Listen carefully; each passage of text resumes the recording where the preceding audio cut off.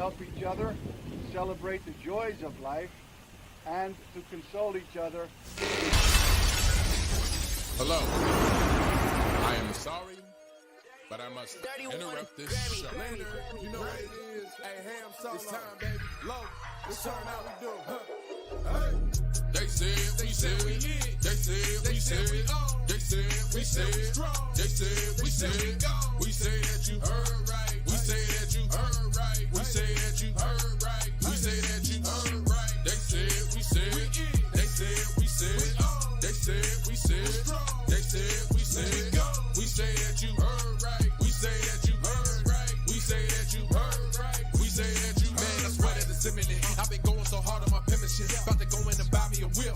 And I pull that shit fresh off the dealership. I can leave you in red like an Xbox. Got me laughing at you like you red fox. Got you chasing Hot Wheels like a matchbox. EA running the game and it don't stop. Super cold like I'm playing for Blizzard. Cut you all in my sights like Red Dead Redemption. Never gonna slip on my pimpin'. Better get out my way, bitch, I'm on a mission. Really ain't no competition. I'm steady grilling opposition. I'm get up and ready to win. They can play it how they play, but fuck what you say. I'm getting this money today. Last of us like a dying breed. Down the ride like a noble steed. Fatality moves, I make it bleed. That's on any game, that's on any screen. Shut up and give me your money. They said we so lit. Even if I take an L, we coming back just to show that we don't quit. They said we said we lit. They said we said we on. They said we said strong. They said we said gone. Greetings and salutations, ladies and gentlemen. Welcome to the 8th installment of Everything Plus Gaming on TSWS Gaming. I'm Loke7, and joining me today, as always, is Mr. Ham Solo with his hair looking gigantic, just enormous. Ham, how you doing?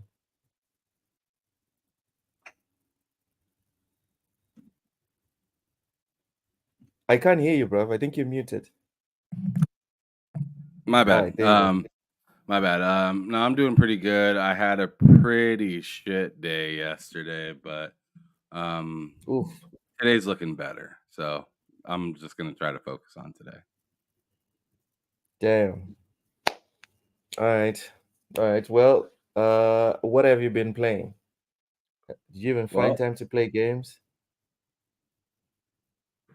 let me tell you what I've been smoking on here, Loke. Okay. You smoke games now. Apparently, Oh my goodness. you see Call of that? That's what, Duty, Black look, Ops 6. yeah, I'm smoking on that Black Ops 6, son. Oh my god. Let me hit In that the one more time. what? Let me hit that one more time. You know what I'm saying? I'm smoking on that Black Ops 6. This guy is smoking video games, ladies and gentlemen. Like, Smoking on that I Black don't even Ops 6. I don't even know where to go with this. Like, we probably lost like one or two sponsors right there. Back from the dead. Thank you for coming in nice and early. Apologies, we're a bit late. Blind Giant, Oh yeah, you've mahalo, been welcome in, wondering. brother. Says No, what? go ahead. Finish this part. All right. Blind Giant is saying I'm looking like a pimp. That's a little extra, Ham. Says you're very extra today, Ham. Welcome in, Matt Likes Games. Anyways, what was you saying before you almost cut me off? So unfortunately, I had to say that I'm in the camp of don't buy Star Wars right now. What? Yes, and it has PC nothing. Ham. And it has nothing to do with it's a bad game. What? It's just not. It's just sometimes it just like there's just too many issues with the game right now for me I to hope you like wrote them down. for somebody to recommend for me to recommend somebody to buy that game right now. Like for myself, in a level, a weapon that I'm supposed to use kept crashing my game. It was Ooh. a specific piece to a blaster. It kept crashing my game over and over and over. And finally this morning I woke up and played it and it finally didn't crash it. And I'm just like, yo, that could have been game breaking. Right? Yep, you So could have with lost your that save, being maybe. I don't said, know. with that being said, I just can't be like, hey, go spend $70 on this. You see what I'm Damn. saying? Damn. Welcome in, Matt Likes Games. But also, so I was having that issue. Matt has been playing the game on PC, and he's realized, and also there is a Reddit thread about it, that they're not and the crazy thing is, when you first turn on the game first, it tells you cloud is enabled for this game. So if you want to, continue your progress from like here onto a PC, you can do that, right? But then there's a Yeah. Reddit thread saying that it's not working right now, and somebody actually talked to one of the developers at Ubisoft, and they said that there's no timeline on when they're going to get it fixed. So I'm just like kind of scratching my head. It's like, that's a second thing that's wrong with it. And then when I changed my controls from regular to left hand, because I like to shoot with the left trigger and aim with the right trigger, because I'm insane, I guess. But that's what I like to do. When you go to do the lock picking, the example button is left trigger. Well, to engage the lock pick, I have to hit left trigger. So each time I hit left trigger to start the lock picking, it brings up the example, and I have to do the lock pick while the example is there. Like, I can't completely see what I'm picking. No. So I'm just like, dude, like, this is like, for me, that was kind of like strike 3.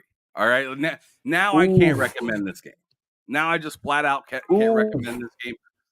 It's a fun game, but I say, as many other games, wait 6 months and you'll get the best experience for cheaper. Damn. That or if you're dying to play it, get Ubisoft Plus. But if you have a PlayStation 5, I'd say just wait, because Ubisoft Plus isn't even on PlayStation 5. So. Oh my goodness. So yeah, I posted this on TikTok and Twitter, and people on TikTok were like, "That's just you." Somebody had the nerve to say skill issue, and I'm like, "How game is crashing? Rubbish. Like, you can't rubbish out skill a game crashing." So So they're just like, it's me, all this stuff, and I'm just like, no, it's not just me. It's a lot of other people complaining about bugs and stuff like that too. I didn't see any, so I was like, before I was like, nope, no bugs. I don't see why everybody's bitching about it. And then that happened, and I was like, all right, lots of issues. It's only a matter of time, Ham. It's only a matter of time before they start calling you a grafter. Oh, whatever. Call me what you want, but I'm not a liar.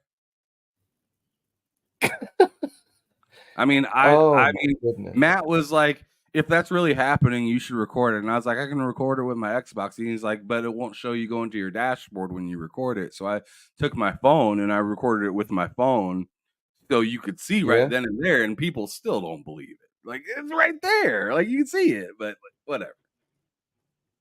I can't help you. It's probably because they're like super fans. I think there's lots of Ubisoft super fans. That's the truth. Actually, it's not just Ubisoft super. It's just super fans of everything. Well, think about Star Wars super fans, Oh my God.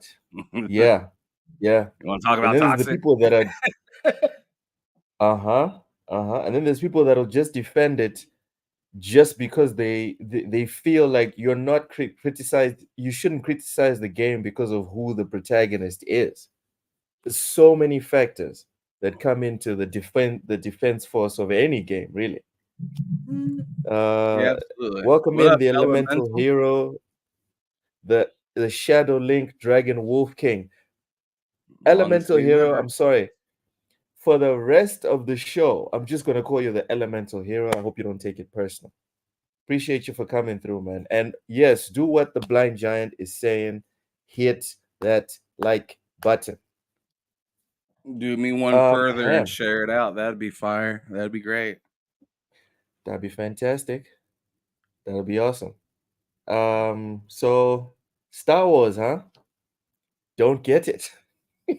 Nothing to do with like politics or whatever. Just I'm a the gamer, dude. game I'm not over itself, here. bro. Yeah, I'm a gamer, dude. I'm not a Secretary of State. I'm not the fucking, I'm not trying to be Martin Luther King over here. This isn't Black Lives Matter. This isn't fucking Blue Lives Matter. This isn't any Yo, fucking you know you're not matter. supposed to This say is that. this is gaming matters. Okay, this is gaming matters. Yo, And if someone's and if about you to can't, clip you. this is gaming and your wallet. Your gaming and wallets matter right here. And if you mix the two, Star Wars Outlaw is just not a good go right now. It's a fun game, but don't run out and spend top dollar for a game that I'm having multiple crashes on by trying to use something that it's telling me to use. Like, don't spend $70 on that. Spend $30, $40 on it, or get Ubisoft Plus. So then you can be like, whatever, and like just move on. $70, it hurts when something don't work right. As long as you know someone's about to clip you, Ham. This man just put Fuck the message. Sorry, this man just put video games above the message. Someone's What are about you to talking clip about? that. What message? You done said you don't care about no politics or whatever. You care about video games. That's not acceptable, Ham. Whatever. You're trying to force politics into our conversation. I'm not going your direction. Yeah. I'm talking about video games. I think we all want to hear. Welcome about in, Ushers. Welcome in the Guinea. Elemental says, I mean, imagine people buying the 3-day. Oh my god, those guys must be pissed, Ham. Talk about people that are upset. Well, how about the Whoever bought this PlayStation thing- players? How about the PlayStation players that can't get Ubisoft Plus, pay $70 for the game, and then they had their own separate issue, which an update would make them completely restart the game. That's a separate issue Damn. than the 3 that I brought up. Don't buy Damn. this game right now. I'm just saying. Like, it's When just people say don't pre-order, this is what we're talking about. like it's fun. It's a fun game. I'm saying play it. Just don't rush out and play it. Is all I'm saying. Yeah. It's raining outside. I want you guys to play soccer, but it's raining outside. You know what I'm saying? Football. It's just like Football. nope, Football. soccer. But like This guy. if you go outside, guy. don't be mad that you get all dirty and you come back home uncomfortable. Because I told you it's raining outside. You know what I'm saying? not Like going if to you go well. want to go out there and get all dirty and get yourself all worked up, that's on you. I try to tell you. Whew. That's a hell of a way to start the show, Ham. I've been playing Elden Ring, and How I've many just been achievements you got grinding. now? No, nothing. Like I didn't add on the previous ones. I'm not going to lie. How about that? I've just been grinding. I've just been grinding like a mother. I'm at level Proud of you. 150 at this point. Damn, Dude, working. That's what's I'm- up. I'm serious. Dude, I'm spending like, no lie, 6 hours on that cliff just aiming at that freaking bird, bro. The Just bird, yeah. aiming at the bird, getting the bird, and then slowly walking back to the site of grace, going to the what's it called? That merchant right to the beginning to get arrows. Buy like 50 arrows, 60 arrows. Like at the of church? each type. Yes, of each type. Go back to Moog's joint. Let's go, baby. Let's go. At some point, You I had beat like Moog 3 already, right? million runes. I'm done. I'm done with Moog. Dude, I had 3 million runes in one of these sessions, and I was like, bro, I'm not gonna risk it. I'm going to level up right now. I'm thinking, Right? should I keep going? Like, no, that's 3 million. If you mess up They with 3 fuck around million, and push you off the cliff or something, man. no. No, You I roll don't want off to the be fucking depressed. cliff and never see them ruins again. No, sir. No, sir. 3 million? I'm not messing with that. I'm not messing with that. But yeah, I'm at level 150. I'm going to keep on grinding, Put some and gameplay up. it's gonna be good. It's gonna be good. I'm still grinding, but I'm happy. Level 150, it's a mother. Now That's I'm good progress, man. I'll give you that. yeah. I struggled with the Elden Beast. I made it to the Elden Beast, Ham, and I got my cheeks clapped, and I was like, all right, I need to, I need to reset and try again. But yeah, it was a good weekend. Lots of All Elden right, Ring, lots of Football so Manager as now well. let me ask you a question. What? Welcome in, So Michelle. so if this is a good week for gamers this week, right? All around. Yep. Black Ops 6 beta, right? Which I had a blast Mhm. playing this weekend when it worked. As of the last like 30 hours, I haven't been able to get on because it keeps giving me dev error, or something like that. It's super annoying, right? But I guess that's a Yep. pretty known issue right now that they're dealing with. I already looked it up on Reddit and shit. But like, this is a pretty good week for gaming. So Black Ops 6 beta, which is fucking fun right now. Obviously, we just came past Star Wars Outlaw coming out, but moving forward, we have this Wednesday NBA 2K25 is dropping, which is already pre-ordered by Matt Likes Games, and we're ready to play that on. I believe it might be Wednesday. It's either Tuesday or Wednesday. I think it's actually Tuesday. It might be Tuesday. It says here September 6th. It says it's No, but you get I don't know. but they have like that early tip off shit that you can play. Oh, okay. You guys are playing the okay. So the actual And you don't release even is have on to buy Friday. no expensive version to do that. You can just do that. Like, I don't You know just have to why they pre-order it. have it on the 6th. Like, yeah, pretty much if you pre-order the game, you get to play it, right? Okay. And then later on Friday of this week, we have Astrobot coming out, So yes, sir. which I'm probably gonna pre-order that tomorrow or Wednesday. Yep. And then on Monday, you got Space Marine that comes out on the 9th. Crazy. In the next 7 days, there shouldn't be really, I mean, there will be, but there shouldn't be anything to bitch about. It should just be people just playing and enjoying video games. That's the Somebody's gonna projection. find That is the something. projection. Somebody's gonna find something. There's gonna be some sort of negativity to last us the next 7 days. But as of right now, without going to Twitter to double check, I'm just saying there shouldn't be anything to bitch about. Just play games. And if you don't fuck with Twitter, then there absolutely isn't anything to bitch about. Just play your game. Definitely. So, yeah. So my question to you, because I almost forgot that I was asking you a question. Where you going My with question this? to you is, what of those games are you gonna be playing?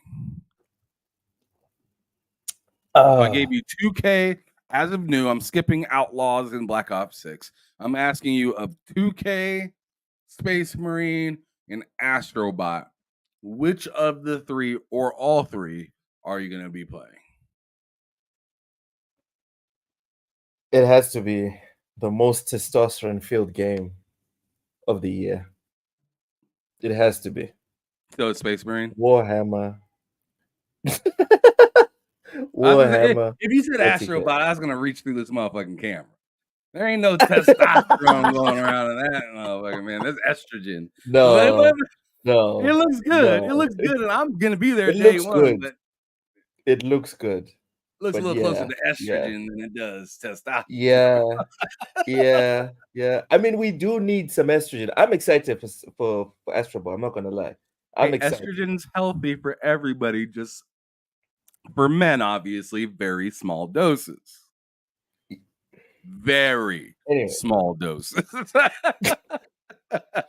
Like, can you guys see my screen? Can you see my screen? Anyways, Unless yeah, you're going down another route, right? That's a good point. It is 2024. Anyways, for me, it's definitely Warhammer 40K. If I'm not mistaken, there's crossplay, correct? Is there crossplay in Space Marine? I believe so. Yeah, I'm pretty sure there is. Because if there's crossplay, Ham, I'd rather. I'm gonna look into it. If there's crossplay, I'm going to buy it on PlayStation, and then you and Matt need to figure this one out, Ham. Because remember, we spoke about playing the game together, going through the campaign together.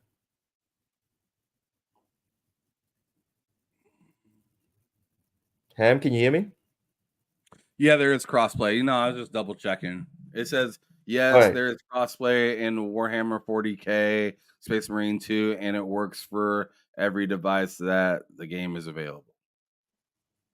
Okay, so we need to figure out, like, seriously, we need to figure out, like, two consecutive days. Like, I'm thinking if it comes out on Monday, we could maybe go for like 6 hours on Monday, and then set up another 6 hours on Tuesday. We could probably knock it out in 12 hours. Just me, you, and Matt just killing it. Is that realistic? That's possible. We'd have to holler at Matt about it if you wanted to squad like that. But that's what we spoke about last year. Remember, when this thing was announced, we spoke about it last year. Like, all right, we'd have to figure this out, and we need to freaking just destroy the campaign. I mean, I'm down to play it as many times as whatever the fuck. I already have the game purchased. But it's already downloaded. I'm saying the first run through of the campaign, we need to do it together, because that was the deal that we made last year. Yeah, if you want to do that, I'm down. Just be ready. I don't care if I have to miss I a ain't day gonna of wait work on you, bro. When the game drops, the game drops. I ain't finna wait. Oh Loki my needs God. Tuesday. Bro, you gonna have to do another save. You better be ready Monday. Monday. You better be ready. Don't hit me with the man, we gonna have to delay it. I'll be like, yeah, I'll delay it with you, but I am not delaying it. I will definitely play with you 100%. But if you hit me with a delay, Loke, just know that I'm gonna be a mile down the road by the time you hop in the game. You know what? Be ready. Be ready, At least be ready. At least you're not lying. I'm trying to be upfront with you, brother. Be ready. True. Facts. I appreciate that. Welcome in the legendary Yobi. It has full crossplay. Appreciate that. Raichi says Astrobot for PC, please. Oh, yeah. You can forget about that. The developers. Did you see that the developers said that they want to ask questions of the PC community? They want to know if the PC community is interested. Just shut the fuck up and get to working. Like, just do it. Like, I don't understand why you asking folks like you finna get an answer from every person with a PC. Like, you ain't. Just get to work. Just put it out on PC. If it's a good game, people will buy it. It has nothing to do with where it is. It's not difficult. I think it'll be good. I think their trepidation comes from Concord, though. But that is a dumb trepidation, in my opinion. It's dumb. You're right. It is. It's 100% stupid. Yeah. But I wouldn't put it past them. To look at Concord and be like, oh, maybe we might fail like Concord. It's like, bro, it's two different like planets. It's not even the same.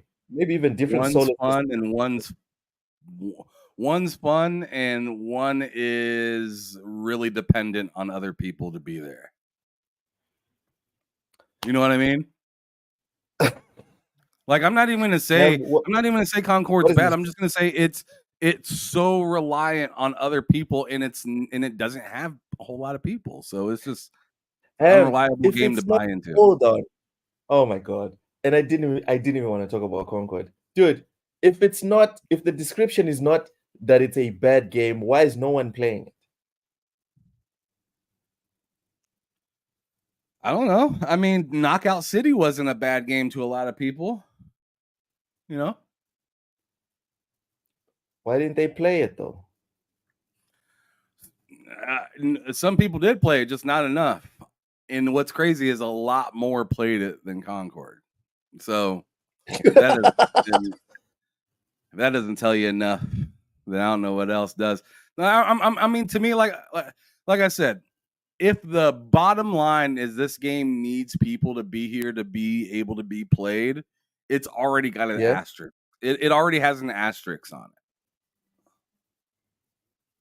Like, how many people thought MAG was a good game for PS3? Shut down. Those servers are gone. Been gone. But you talk about it. You bring it up on Twitter, and people are, I missed that game. That game was so good. That game was so fun. Well, you know, was it though? In terms of results, was it? Because I understand the whole. Oh, I liked it personally.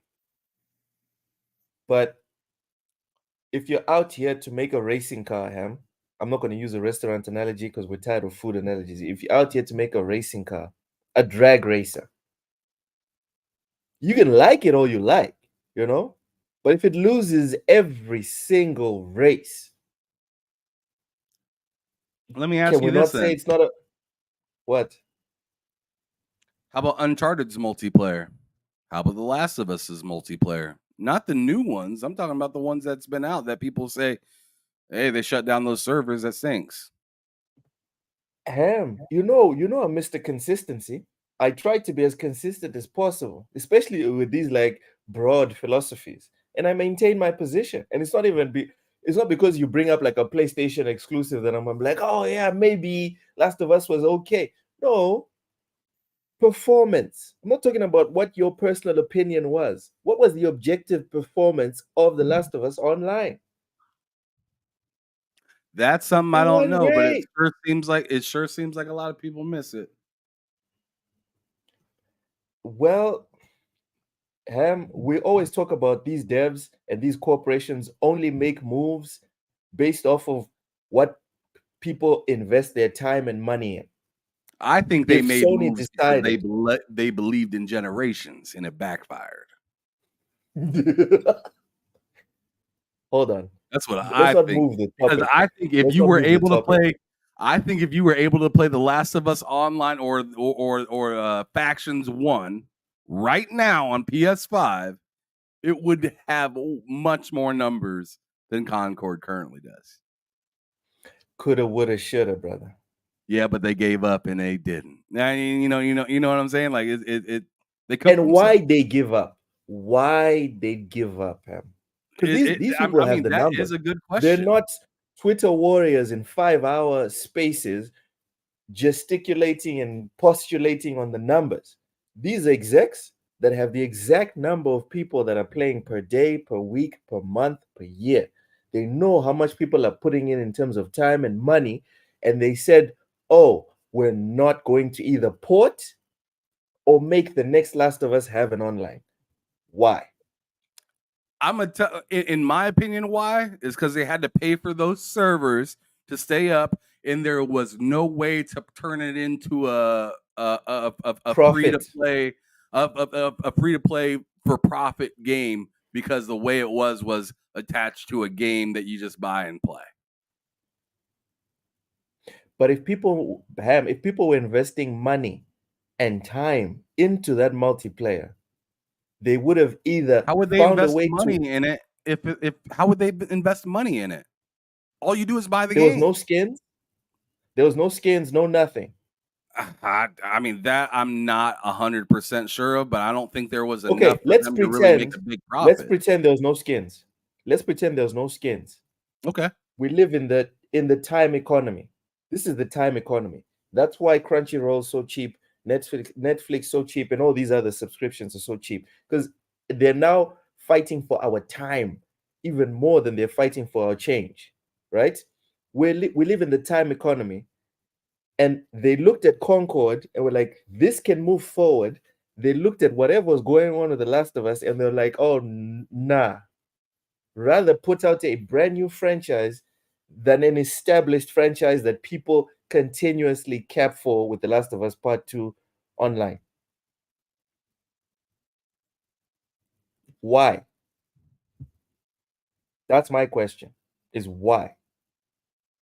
These companies don't make random moves. They're not like me and you know what? Even me and Ham don't make random moves thanks to TSWS anymore. Now Ham, before he leaves the house, has to check the time. For me, as soon as it hits 6 p.m., I need to check the time and where I'm at, because I can't randomly just be doing stuff.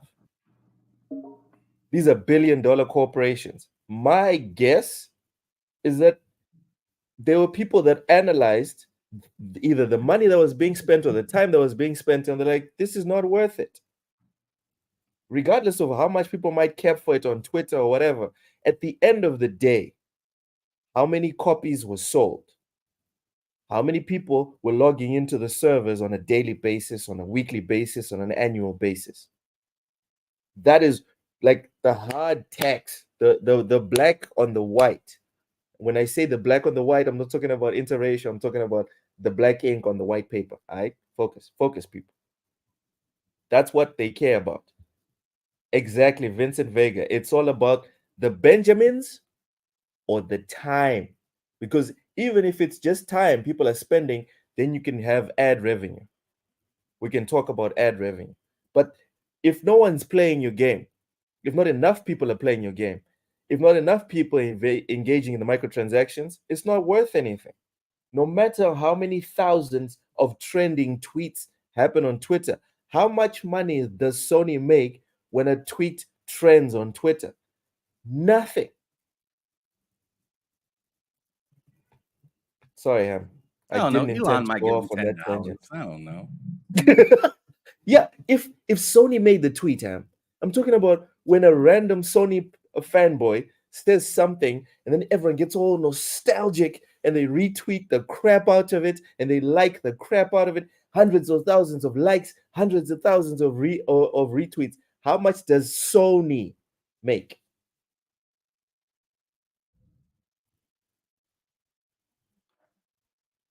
I'm sorry, Luke. What did you just say? I just read something hilarious. All right, my bad. I was saying when a PlayStation fan, right? When a PlayStation fan puts out a banger tweet about a legendary past franchise like the Last of Us factions or whatever, then he gets hundreds of thousands of retweets, hundreds of thousands of likes. How much money does Sony make? Like I said, like $10. That's not going to pay any bills. That's not going to get any executive to Like I'm sign saying, off. it's just like on Elon might anything. give him like $10 for the tweet and be like, "Y'all got a lot There you of go, engagement. bro. It's $10." There you But go. like, but I see what you're asking, and it's like, no, they're not going to make anything. And I see what you're saying, but like to me, it's just like it just kind of stinks. Like they put themselves in such a rough spot, especially when they had the IP to already take them up several notches, and then they decide, we're not going to use those legacy IPs. We're going to use something totally new that we bought this whole ass studio for, and it backfired. Like Yeah. it just, I don't know. It just kind of all around stinks. Anyways, I want to move on. Yeah, if the There's Astrobot nothing devs, lastly, here of substance to talk about when it comes to Concord, really. yeah. If the Astrobot devs are like wary about the reception on PC, I would suggest that they just ignore all the noise, negative wise, if there is any, and just put it out. You want to hear some Because- negative noise? I got you, bud. I got you. Because PC gamers love good games. Just ask the guys from Black Myth Wukong. Here's some negative buzz. I just like fell into this video because it was talking about the characters, like the way that they look and whatnot. Okay. And this Before guy we get said started, this. I'll let you know a little bit about my qualifications. I am a licensed and certified in terms of training and assessment. So when it comes to making judgments on software, on art, on visual products, that is within my certifications and qualifications to do that. That has been part of my Okay. job in the past, and I'm only extending the courtesy here to help other artists get a head start on their journey as well.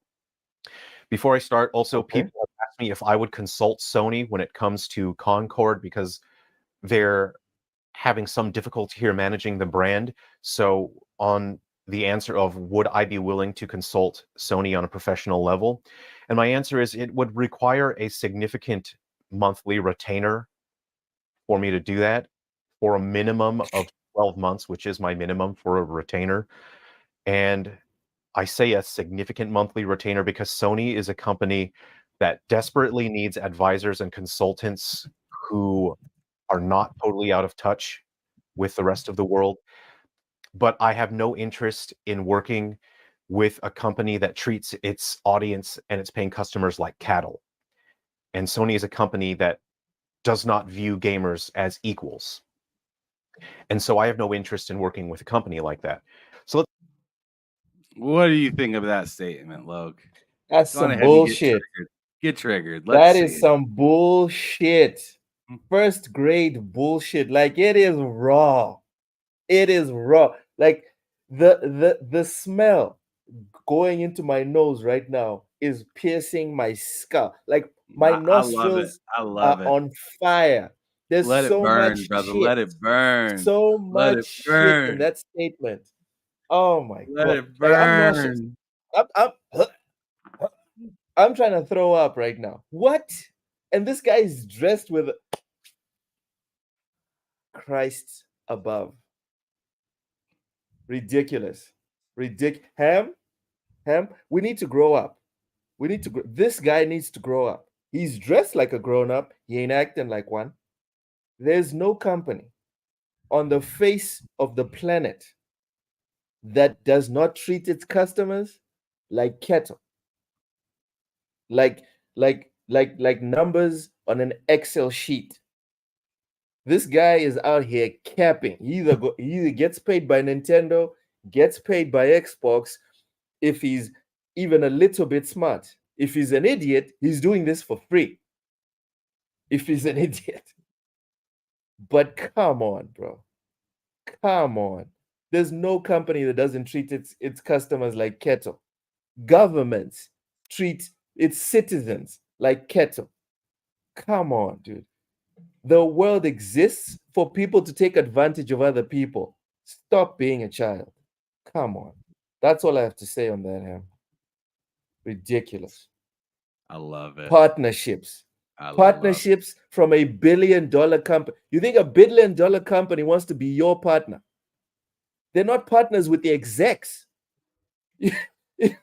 Oh my God. Just because you pay $60. Oh. Let's carry on with the video. Triggered. Let's go. Oh my goodness. I love it. Like I like it Don't tell because me you agree with everybody that foolishness. I love you know what? I'm gonna go on ahead and agree with brother. You know what I'm saying? Because there's and I'm strictly doing it out of spite. I'm doing it out of spite. I don't even give a fuck. I'm doing it out of spite. You know what I'm saying? Because all of you Loke in the Pony Wrecking crew out here acting like they the goddamn saviors of gaming. And I'm out here to tell you that it doesn't look that way.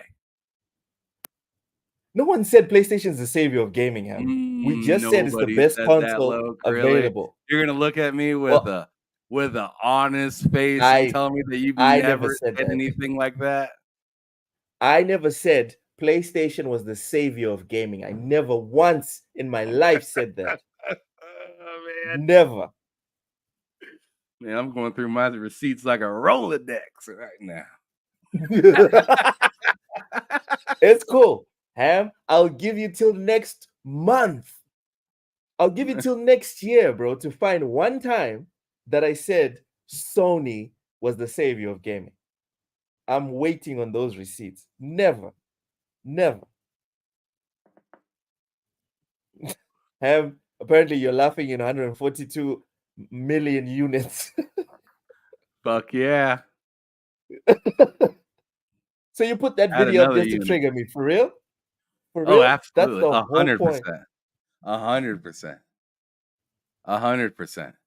I did that to trigger you and anybody else that's a pony in this damn stable right now. You guys get Ham. the clapping. All right. Get Anyways, the click clackety clapping. Go ahead and kick the. okay. I'm finna slap the back, and you guys are just gonna run into the sunset, right? Just slap the back. All right. Well, jeez, man, you're having too much fun with this. Xbox Series X is a better console, but PS5 has better library, and we can't deny it. Facts, Raichi. Fact.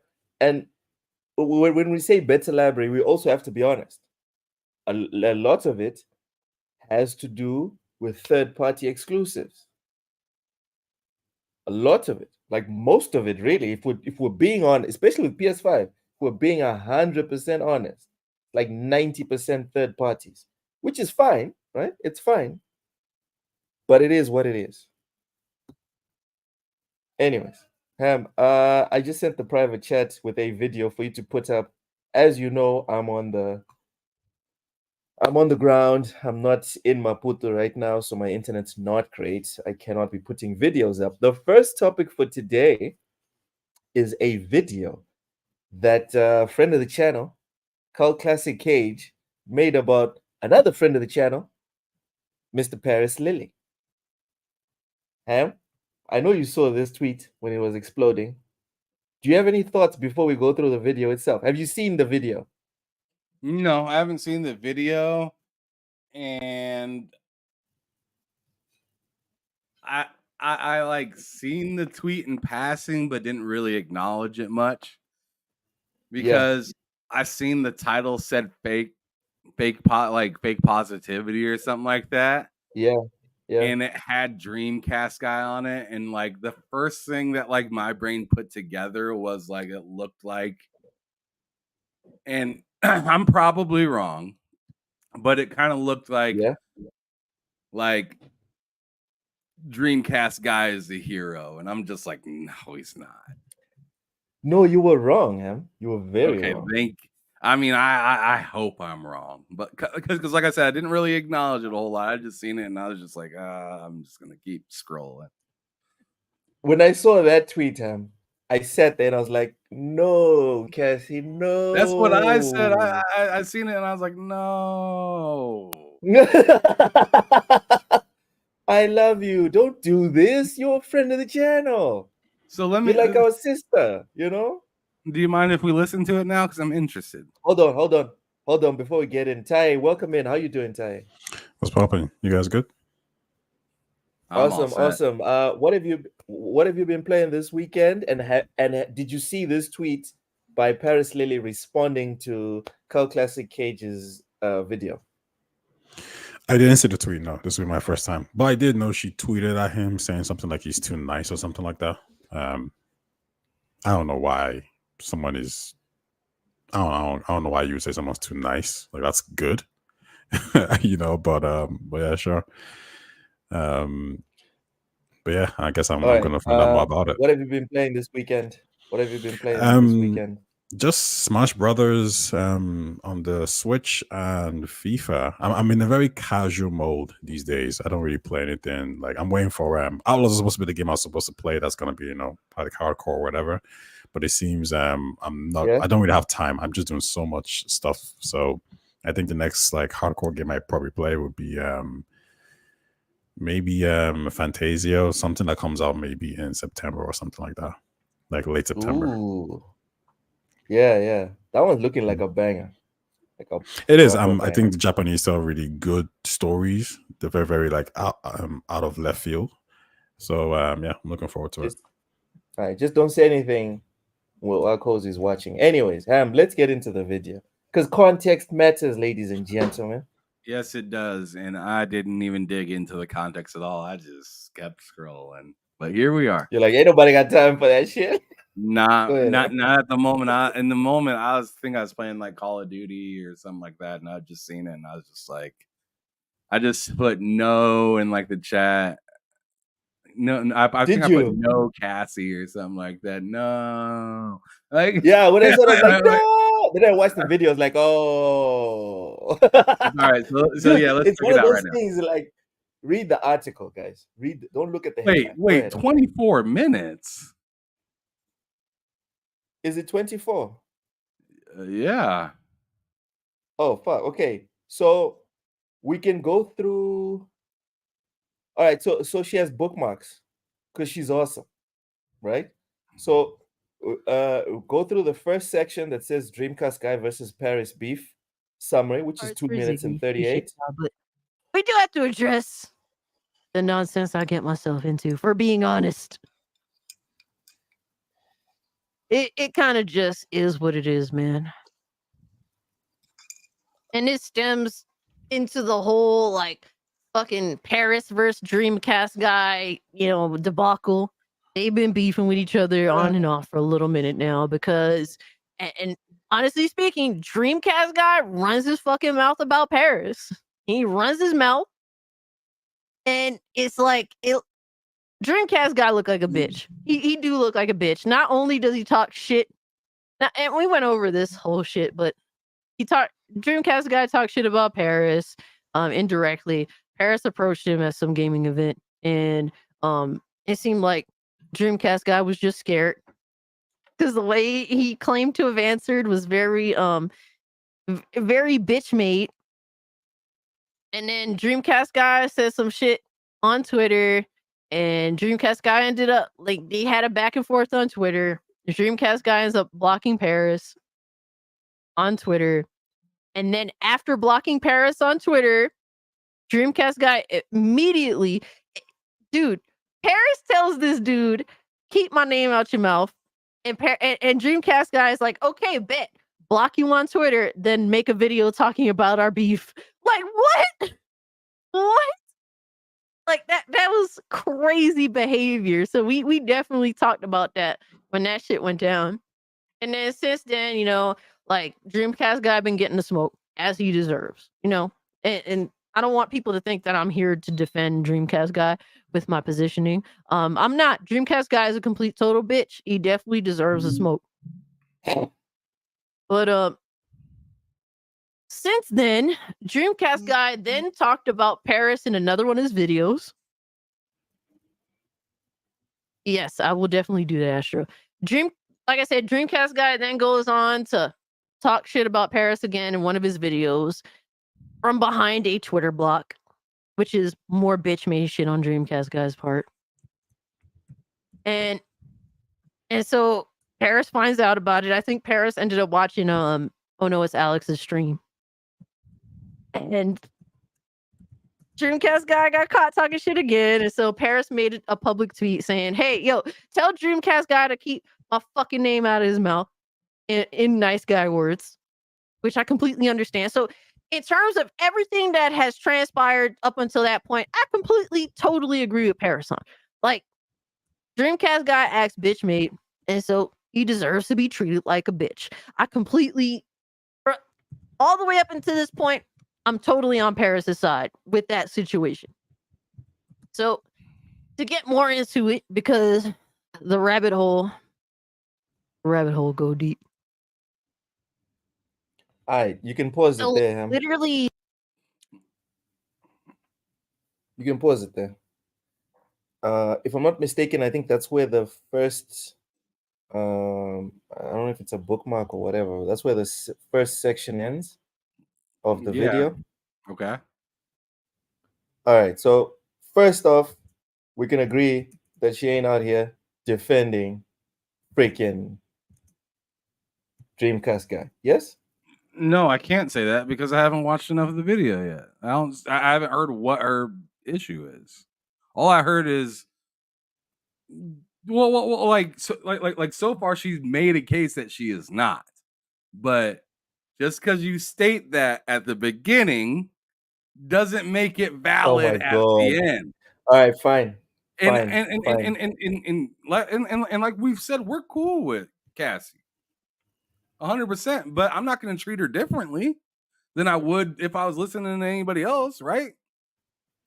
Wouldn't Okay, that maybe make the me problem is that I watched the impartial? whole video or Wouldn't that most make of me the video. extremely impartial to be like, oh yeah, It would. It she would. nailed it. Yeah, no. Like, I still need to hear the rest of what she has to say before I be like, okay. Like I don't think she nailed it, but I don't have a problem with what she said. But we might have to then watch the whole video then. Because I That's what thought I'm you'd be saying. satisfied Like, with the first part. she nailed it so far. So far, it's tracking. All right. Then we have to watch the whole video. Let's go. Let's go. A day or two later, Video Game Chronicles, and I love Video Game Chronicles. Good night, Chaos. Appreciate you hanging out. I love Video Game Chronicles. I think that their site is better than the mass majority of other gaming news websites. They are very straight laced with their website in terms of news, and they don't really do political nonsense. I like to reference them in a lot of my videos because they're always pretty solid with staying on topic and just being straightforward and not being miserable. But they did something a little bit stupid. They did. Just And a then little they bit. said they did their review for Star Wars Outlaws, gave it 3 out of 5 stars. That's a decent score. And it says it's a fun space adventure that doesn't quite reach its potential. It's all And right. they said alongside our review, you can check out our reviewers roundtable featuring these dudes and Dreamcast guy. And I even said, like, why y'all do this, man? Well, bro, like, I really value your website. I think y'all are pretty decent. But then you have Dreamcast guy. Still So tracking. there is definitely a voice for criticism in this situation. You know what I mean? And so I completely I co-sign the criticism. But there's a difference between criticizing a choice from a website and then going about it in a cancel culture-esque way. Like going about it in a, well, I'm going to email this person that I don't like. I'm going to email the company that they work for. And I'm going to ask them, do you co-sign this sort of deal? Do you co-sign this behavior of bigotry or whatever? Like, there's like, hey, y'all made a poor mistake for including this dude versus cancel culture tactic. You know what I mean? So we have Paris here, who up until this point, I completely agree with how he's handled Dreamcast guy's situation. He then goes on to write this tweet at Video Game Chronicles, and Paris says, I wasn't going to comment, but truth is working with Dreamcast guy is a bad look, and as you see in the comments, your audience agrees. He is one of the most disingenuous creators in the gaming space who admits he says things he doesn't actually believe to create outrage engagement for his channel, and in his words, quote unquote, pay the bills. My history with him is known. Yes, I'm biased, but my advice, stay away from this person as he represents everything wrong with the gaming creator space. And in all honesty, I agree that Dreamcast guy is indeed a grifter. He is indeed a grifter, and he plays console war bullshit. And I understand all that shit. But we have to go into my reply because I said, you ain't no better positivity peddler. And I should have said fake positivity peddler because that's more accurate to describe Paris. And to me, like, This is an issue with influencers, man. This is a major issue with influencers. Influencers are a key reason. And Paris here says it himself. He represents everything wrong in the gaming creator space. But I think the mass majority of gaming creators, of influencers, fall into this fucking shit. Yeah. Like let's quote Reforge Gaming, Riri Gaming. Pot meet kettle.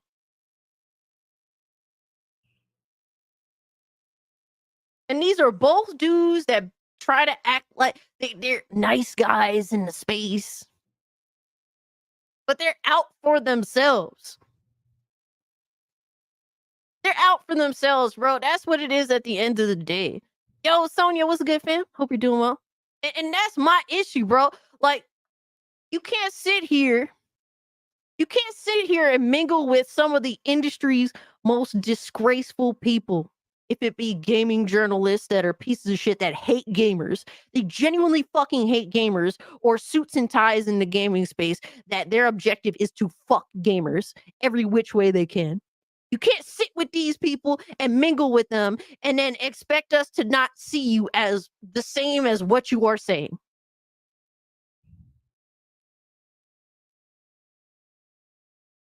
And Dreamcast guy, he don't really mingle like to the level of Paris with suits and ties.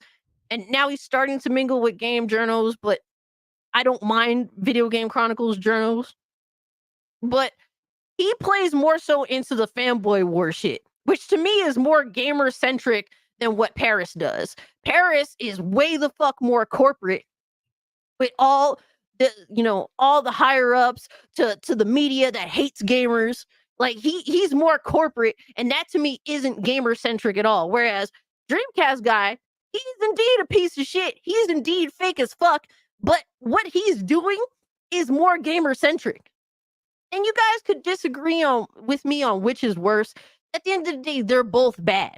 And at the end of the day, they're two sides of the same coin. That's the issue.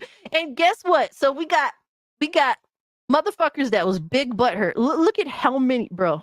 Sorry, hold on. Can we pause it for a second? They're the same thing. Hanging out with like Paris and Dreamcast guy are the same. Two sides of the same coin. Was that what I heard? It is. Yeah. As in one side, right, which is Dreamcast guy. If you go to his channel, 99.99999% of his content is negative towards Xbox specifically. That's his content. Her position is that it's the same with Paris, because 99.99999 of whatever he does is positive toward whatever corporation. That's her point. Huh. Do you guys agree? All I'm gonna say is that there were a lot of people rocking Cyberpunk chairs before the launch and telling us the game is gonna be great. Stop it with the Cyberpunk chair. Stop it. Let's discuss the subject at hand. One of them's name sounds like Paris. Oh my god. Just because he had a chair does not mean anything. All right? So I mean, I played Cyberpunk on launch day. I played it with Stadia, and it was a good game. Now, I think it was terrible. Which platform did you play on? That's the thing. I played it on my Xbox One X. I played it on Stadia, which was probably the equivalent to PC. Well, no one told us. None of these influencers, whether they had a chair or not, leave that out. Oshus, that's not. It's not relevant. Right? The matching headsets and the controller. Oh my god! But hold on, these influencers didn't review the Xbox version or the PS4 version, right? Exactly. So you can't blame them. No, but they spent how many times or how many hours with those same publicists, with the same PR guys? They didn't ask the hard question, including Young Ye was one of them. Paris was a key culprit. It's all these guys. It's all the almost like the I wouldn't A-list. call him a culprit. I wouldn't call him a culprit. What's her name? The cute And- blonde. What's her Anna. name? She's always posting Alana? some Alana. Yes, all of them. It was those guys.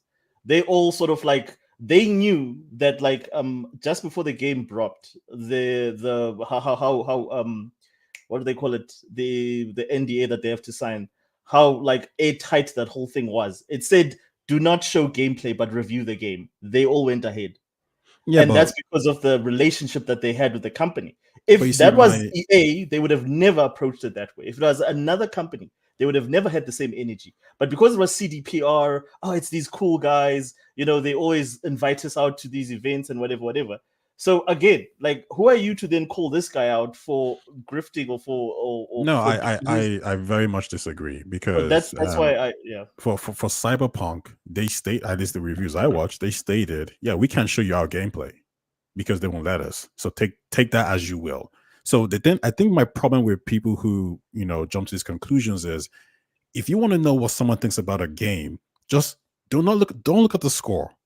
Ignore the score completely.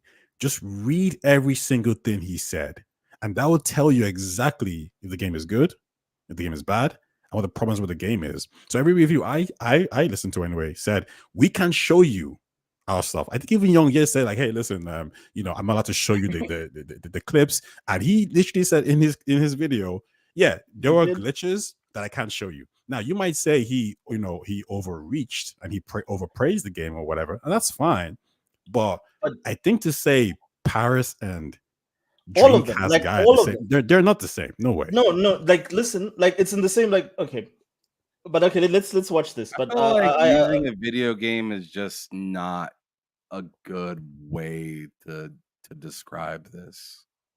Because if you've ever been to an event, the developers are giving you the best cut that they have ready to be presented, to be played.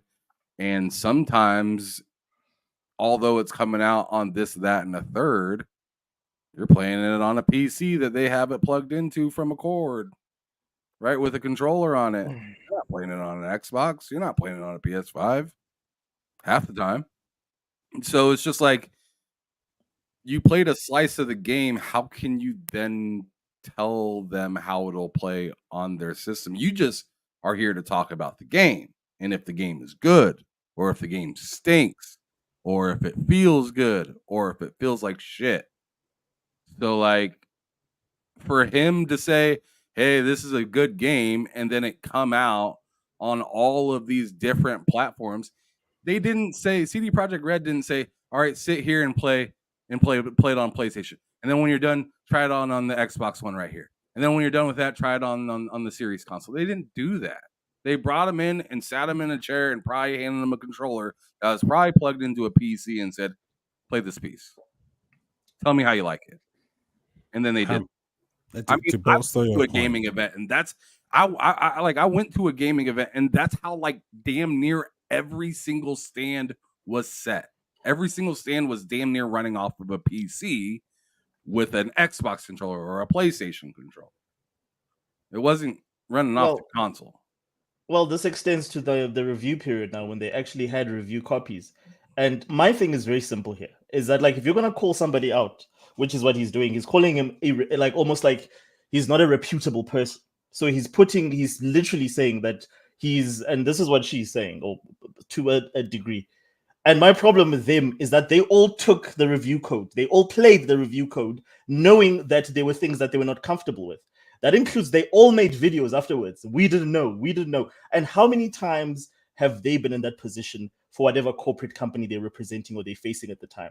Same with Paris earlier now in the year. He was on some tangent about like, it's like things changed all of a sudden after Fib, this and this and this. And then he was part of that whole speculation that started with Xbox, that started this whole thing to where we are now. They all fall into that trap because at the same time, you cannot balance this thing of being an independent creator. At the same time, have Xbox giving you or like flying you out so that you can present their stuff to sell their own stuff. I mean, there's some ethics there. There's a conflict of interest there. But So- let's look at and then- Redfall, for example, right? Yes.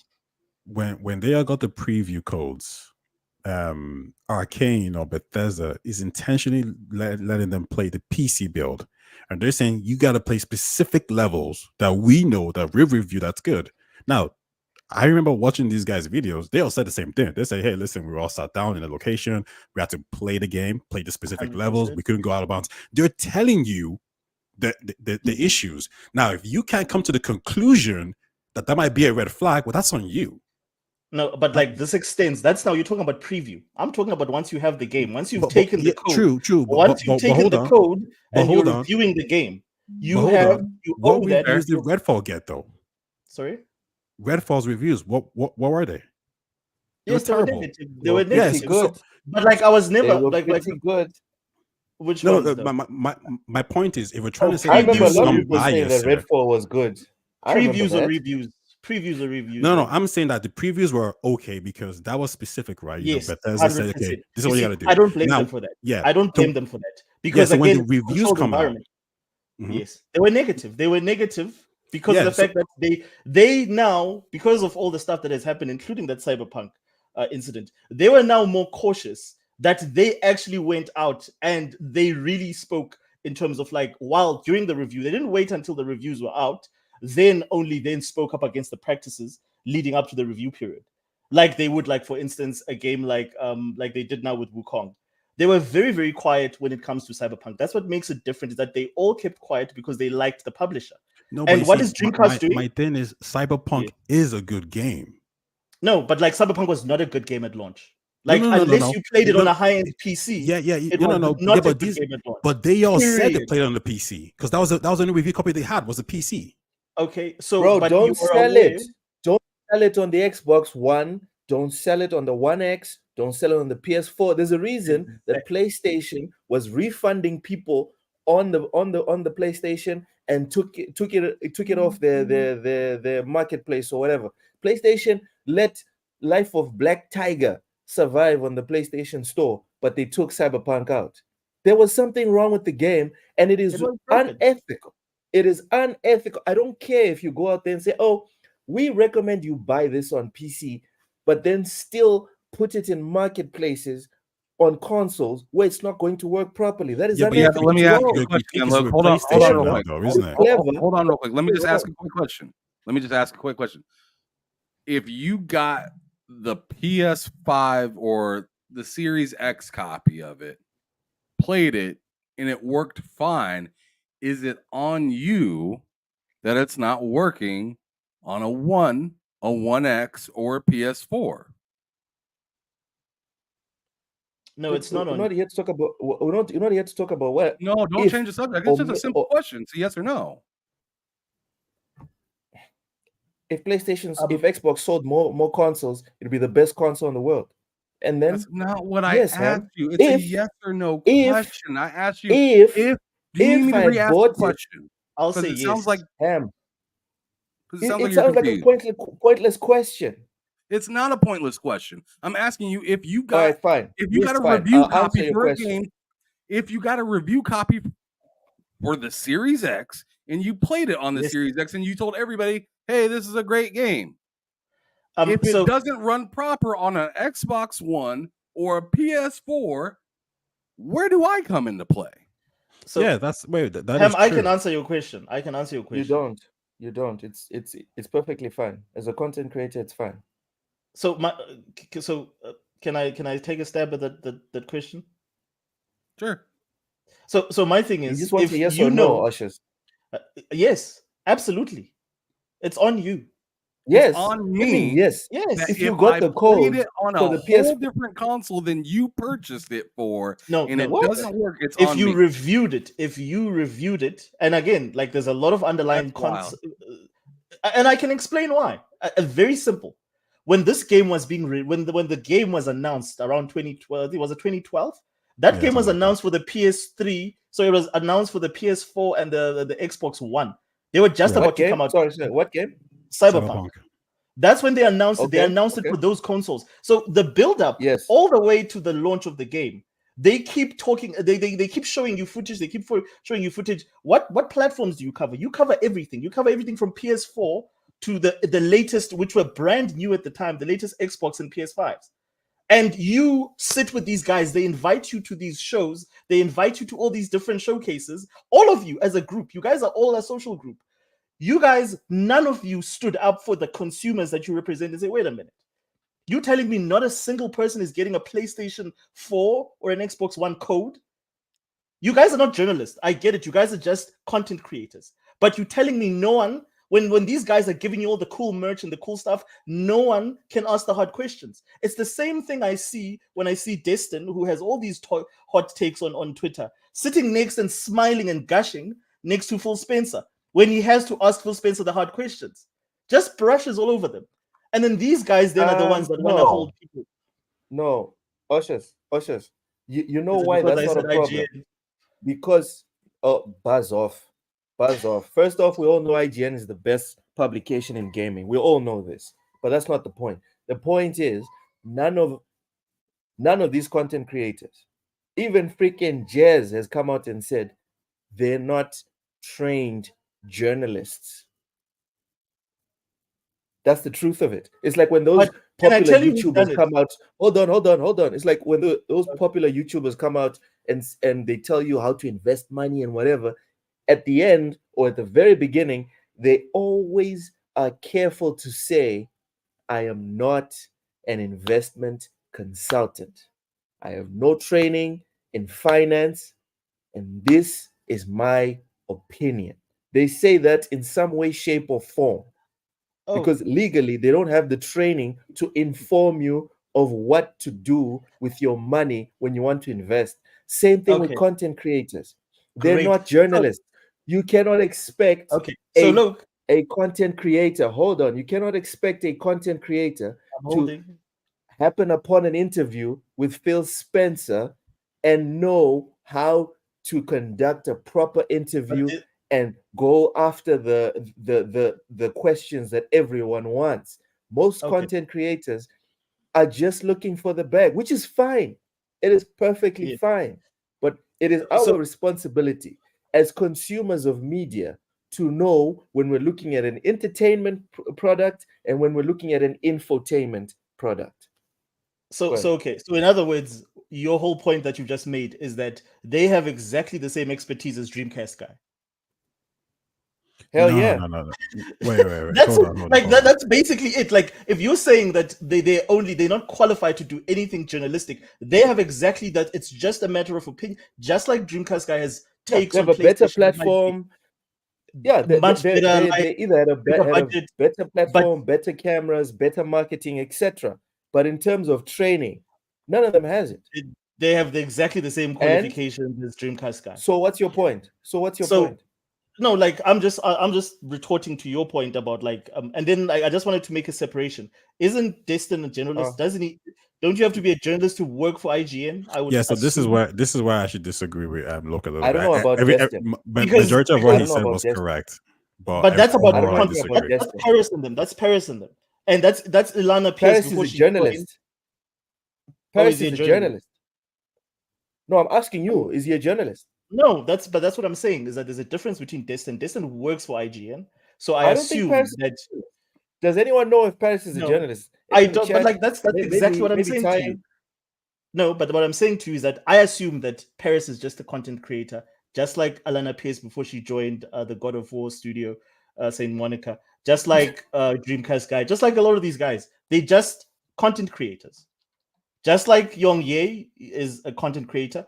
And do you know the only guy I know that has actually stood in front of those execs and called them out on their bullshit and even stopped doing interviews like a decade ago? It's Angry Joe. He's the only one. Every single time that there'll be a backlash story like this, he will ask. It's the same reason that they don't send him consoles anymore. He used to be like one of the biggest Xbox content creators in the early 2015s, 2014s. But after that whole Xbox One thing, he went and he asked Major Nelson all the hard questions. As a result, Xbox never allowed him to any of the events after that again. And he had a huge argument on camera with Major Nelson. Same thing with the other guy, the guy that does the awards. Is a Geoff. Exactly Geoff the same Keighley? thing. Yes. He did that. He called them out, and he's one of the few people I know that has the guts as a content creator saying, you know what, for my people, for my audience, I'm going to call you out and ask you these questions. None of these guys do. They always smiling. They like they have giant crushes on these executives. It's always, and again, I don't blame them. It's about the bag. But what is the material change though? Because for example, we use Redfall as an example, right? Yeah, everyone, you know, they gave it good previews, and then when the game actually came out, everyone gave it bad reviews, right? So that's one reason. When it comes to the Cyberpunk thing, this is where I'm completely on the same page as Luke here. When you're reading these reviews or watching this review, they tell you the platform. This was reviewed on the Xbox Series X or whatever it is. Yeah. If you don't see your Yeah. platform on that review, then you can't say you're liable for that for the nonsense, right? 100%.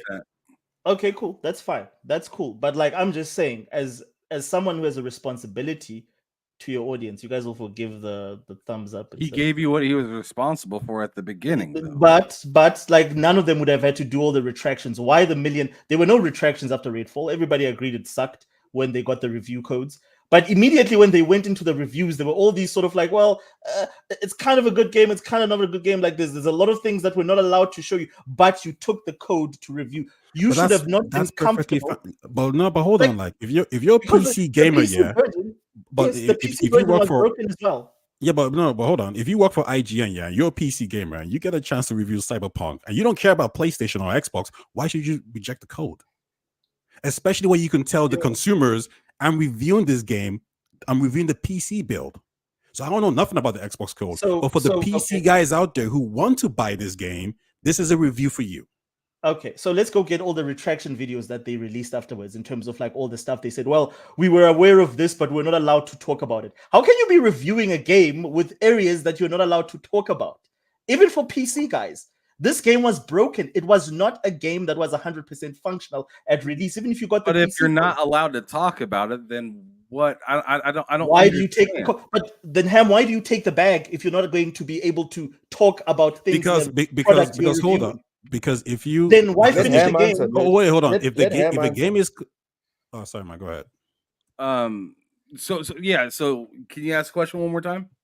Why would you review a game where the developer said this? You cannot show your own footage. If there are errors and there's glitches and there's bugs in the game, you cannot show that to your audience. But take the review code or wait till launch day and buy the game yourself and then give an honest opinion to your people. None of them did I that. actually have a very All good of them answer to took the bag. All of them did because of the fact that they would get the scoop of the biggest game at the time. And all of them reviewed a product that they could not fully disclose what was going on in it. So they withheld information. Why would you do that? If you're saying don't, that your audience is but- important to you, but at the same- why would you do that though? I'll tell you why. Because you want to try out and play the game. You want to try out and play the game and see if it's something you like. And the game's not finished technically yet, right? Am I wrong? Was the game finished? Sorry, I'm You're talking about the final review code. So the game was done. All of them received a review code from CDPR.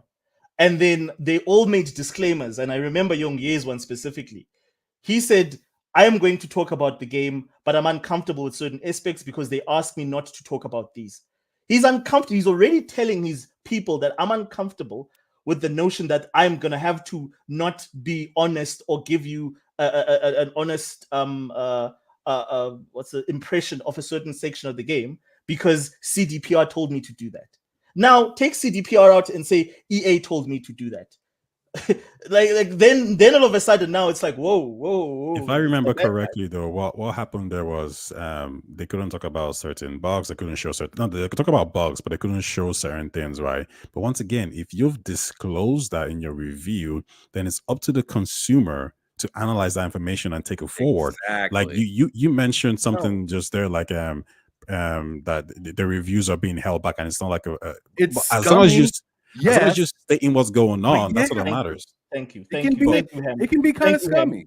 Thank you, Ham. That's all I wanted. Is that it is a scummy. You can do it. It's a scummy practice. It doesn't make you better than a fanboy, like say a Dreamcast guy that doesn't have any ethical standards in terms of what he's doing. That But was hold my on, whole Oshus. thing. But But hold that on.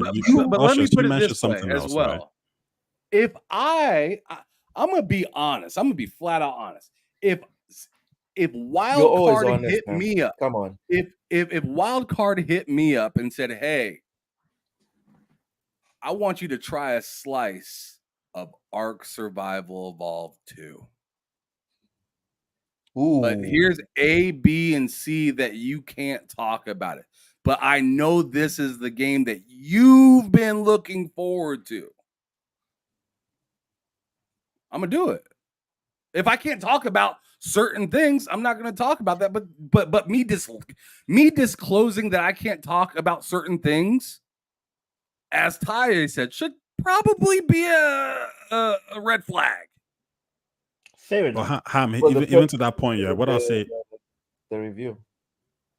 Yeah, I but was- that's exactly my point. Is that so? But like, how far does that extend into the? Because it's one thing if they just give you a slice and say, "Okay, Ham, you can give impressions," but if they give you review code, Ham, and then they suppose because this goes back even to the thing of like, well, then we don't hold anyone accountable for finishing games. A person can just not finish a game and still give you a review and say, "I'm giving it an 8 out of 10" without completing at least the main story, just because he felt within the first 5 hours that, you know what, this is not for me, I don't really like it, but did not play the whole game. So because that's exactly what they're doing, they're withholding parts of the game in terms of like telling you about those parts of the game because the company reviewers reviewed how many reviewers got to Act 3 in Baldur's Gate to tell you that the game's busted. But again, like, I'm agreeing with you that there's a lot of unethical behavior that happens there. And I'm saying, then how do you call out as a fellow content creator? How do you call out a Dreamcast guy as supposed to being call out. this? That's my thing. That's exactly. Thank you. but Oshus, just a quick one. Yeah, you mentioned that why would they accept it? They were like Cyberpunk had 8 million pre-orders. There's people out there who are going to buy. People out there who's going to buy this game day one, right? So they're Yes. relying on that review, right? So if you think about it this way, yeah, if we follow what you're saying, then there's no reviews for the game, and then all these consumers rush into the stores and just buy the game, right? No, well, that's incorrect. What I'm saying is that why are you reviewing like because the PlayStation, I can't remember when the Xbox One and the PlayStation 4 copies, review copies came out, but I think the embargo lifted exactly on the day that the game was launching. Mhm. All I'm saying is that the majority of the people that pre-ordered the game, Tai, which were on Mhm. PlayStation and Xbox One, didn't have a review of what the game was. They thought the game was what they saw represented on PC. And again, even the PC version was broken. But you But see, it that's was on the playable. consumer. And then that's my thing, is that if the consumer chooses people like Paris, people like Alana, and all those other individuals as people whose words they're going to trust after that event, then it's on the consumer. Because No, why are you because trusting all people I'm concerned that do not if Paris, disclose? if Paris, Why are you- Alana, yeah. if Paris, Alana, all these people say this is a PC review, it's not on them. But no, it is on them because they still withheld things within the PC review. They had like think about The this. PC Oh, wait, broken, just a quick one. What did they like withhold in the PC review? I don't know. They were told that they can't show like game breaking bugs, so they cannot play the game in a way that, like, for instance, the way Asmongold plays games, to just Okay. try and do things that will force the game to act out of its nature, like how people True. play GTA, for instance, where you True, can just go off the map and but remember, they were before told we had not to do any of those things. before we had video reviews, we had written reviews, and they were allowed to tell you and describe the bugs. So what's the Yes. problem? There's no problem. But Because they I remember, didn't- but remember they didn't tell you about the bugs.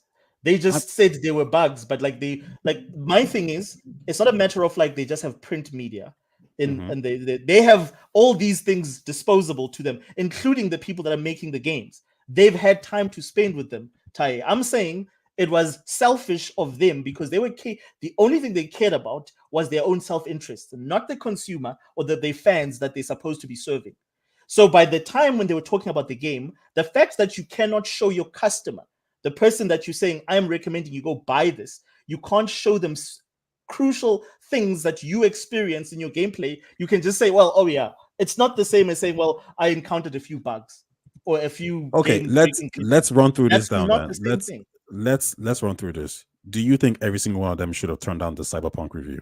Yes, I think they had the power and they were in a And position. I think Yes, once that you, is the ethical thing to do. I think That once would you have do been that, if Paris was Let's the go good back to the guy video. that he's supposed No, to be, no, that's no. what they should Let's have go done. back to the video. Let's go back to the video. Ham, let's go back to. We've gone so much to the left, we haven't even addressed whether Cassie was out of line or not. yeah, this is Let's a more go back to interesting the topic, video.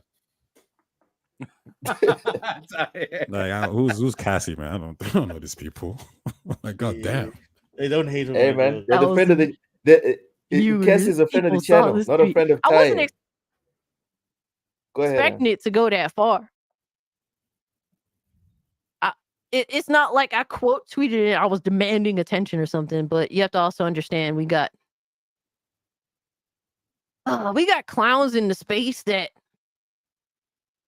just want to essentially weaponize their followers with shit they don't agree with. We got Jeff Grubb here that quote tweeted me.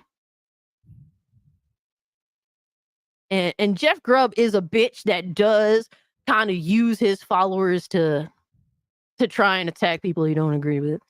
There's a lot of people, man, that they have all this power and they definitely use it how they see fit. And I 100% agree with that part. Using your followers to attack someone.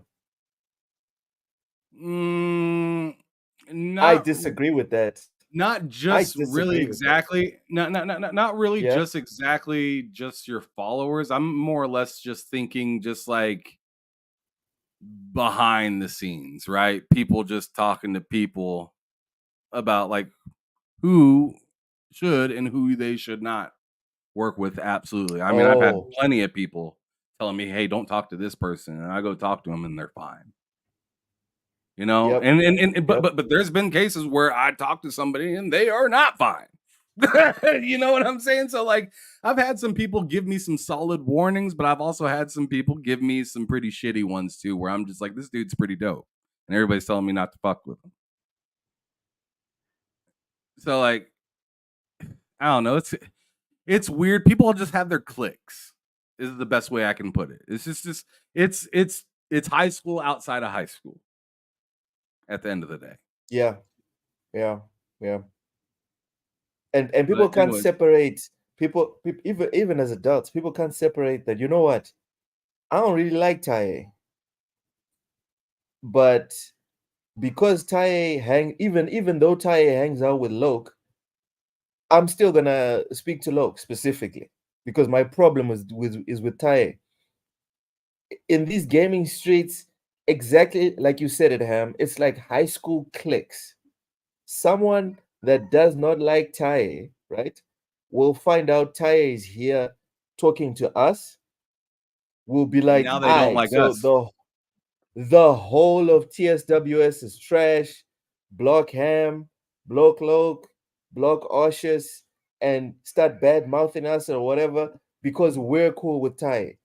And for me, this is like, as an adult, this is embarrassing.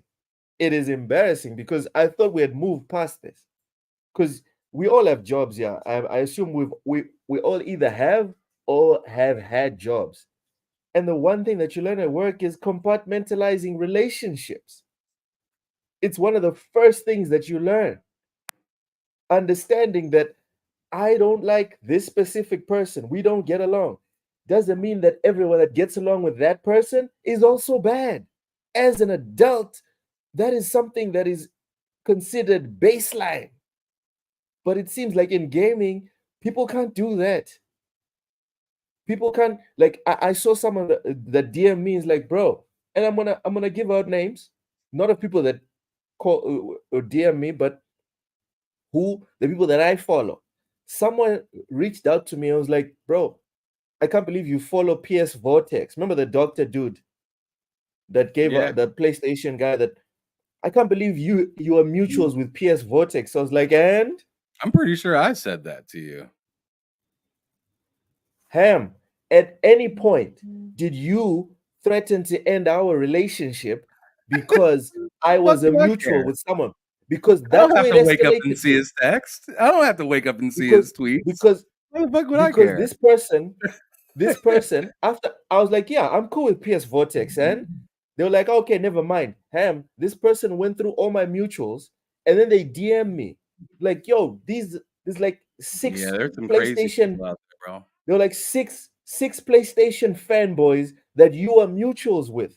Oh, so and so has sexual allegations. So and so has whatever allegations. And I'm like, bro, they ain't done nothing to me. And last I checked, they didn't kill anyone. A lot of this is just social media disagreements that you're bringing up. And they were like, dude, if you don't unfollow these people, I'm going to block you. I was like, bro, deuces, get out. It's fine. I just wanted to add that to what you were saying about these gaming streets being like high school cliques and people not being able to be adults. I think it's people crazy. are acting like we're going to cookouts with these motherfuckers or something. Like we got like we're like let them watch my child or something like that. Like dude, I don't even know if you anybody did on these in these streets like that. Like I've met a Ham, couple people that I've even if you met did. out here in person, but it's just like I still ain't asking to sleep over at their crib and shit. You know what I mean? It's just like it Ham, ain't like even if you that. did. Even if you did, Ham. Even if you did. I remember we were talking about this in the political side when the whole thing happened with your guys as president. What happened to I'm Democrat, you're Republican, we're still friends? What happened to that? I think you could qualify that though, because there's some people out there who they support people that are inherently toxic to either maybe your community, your people. They're probably advocating for rules and laws that would affect you, maybe your children. So you can see how people might be disgusted to associate to see find out that something that they like is associating with somebody who is negatively impacting them, right? Yeah. But like, well, no, Yeah. like I have problems with that statement. Like, so Hold on. how? Let me use an example. Go ahead. Let's say Cult Classic Cage. You don't know Cult Classic Cage. Let's say you come out saying something defending, I don't know, Concord. And she disses you like she usually does with people. Like rips you a brand new one. And people are laughing their asses off.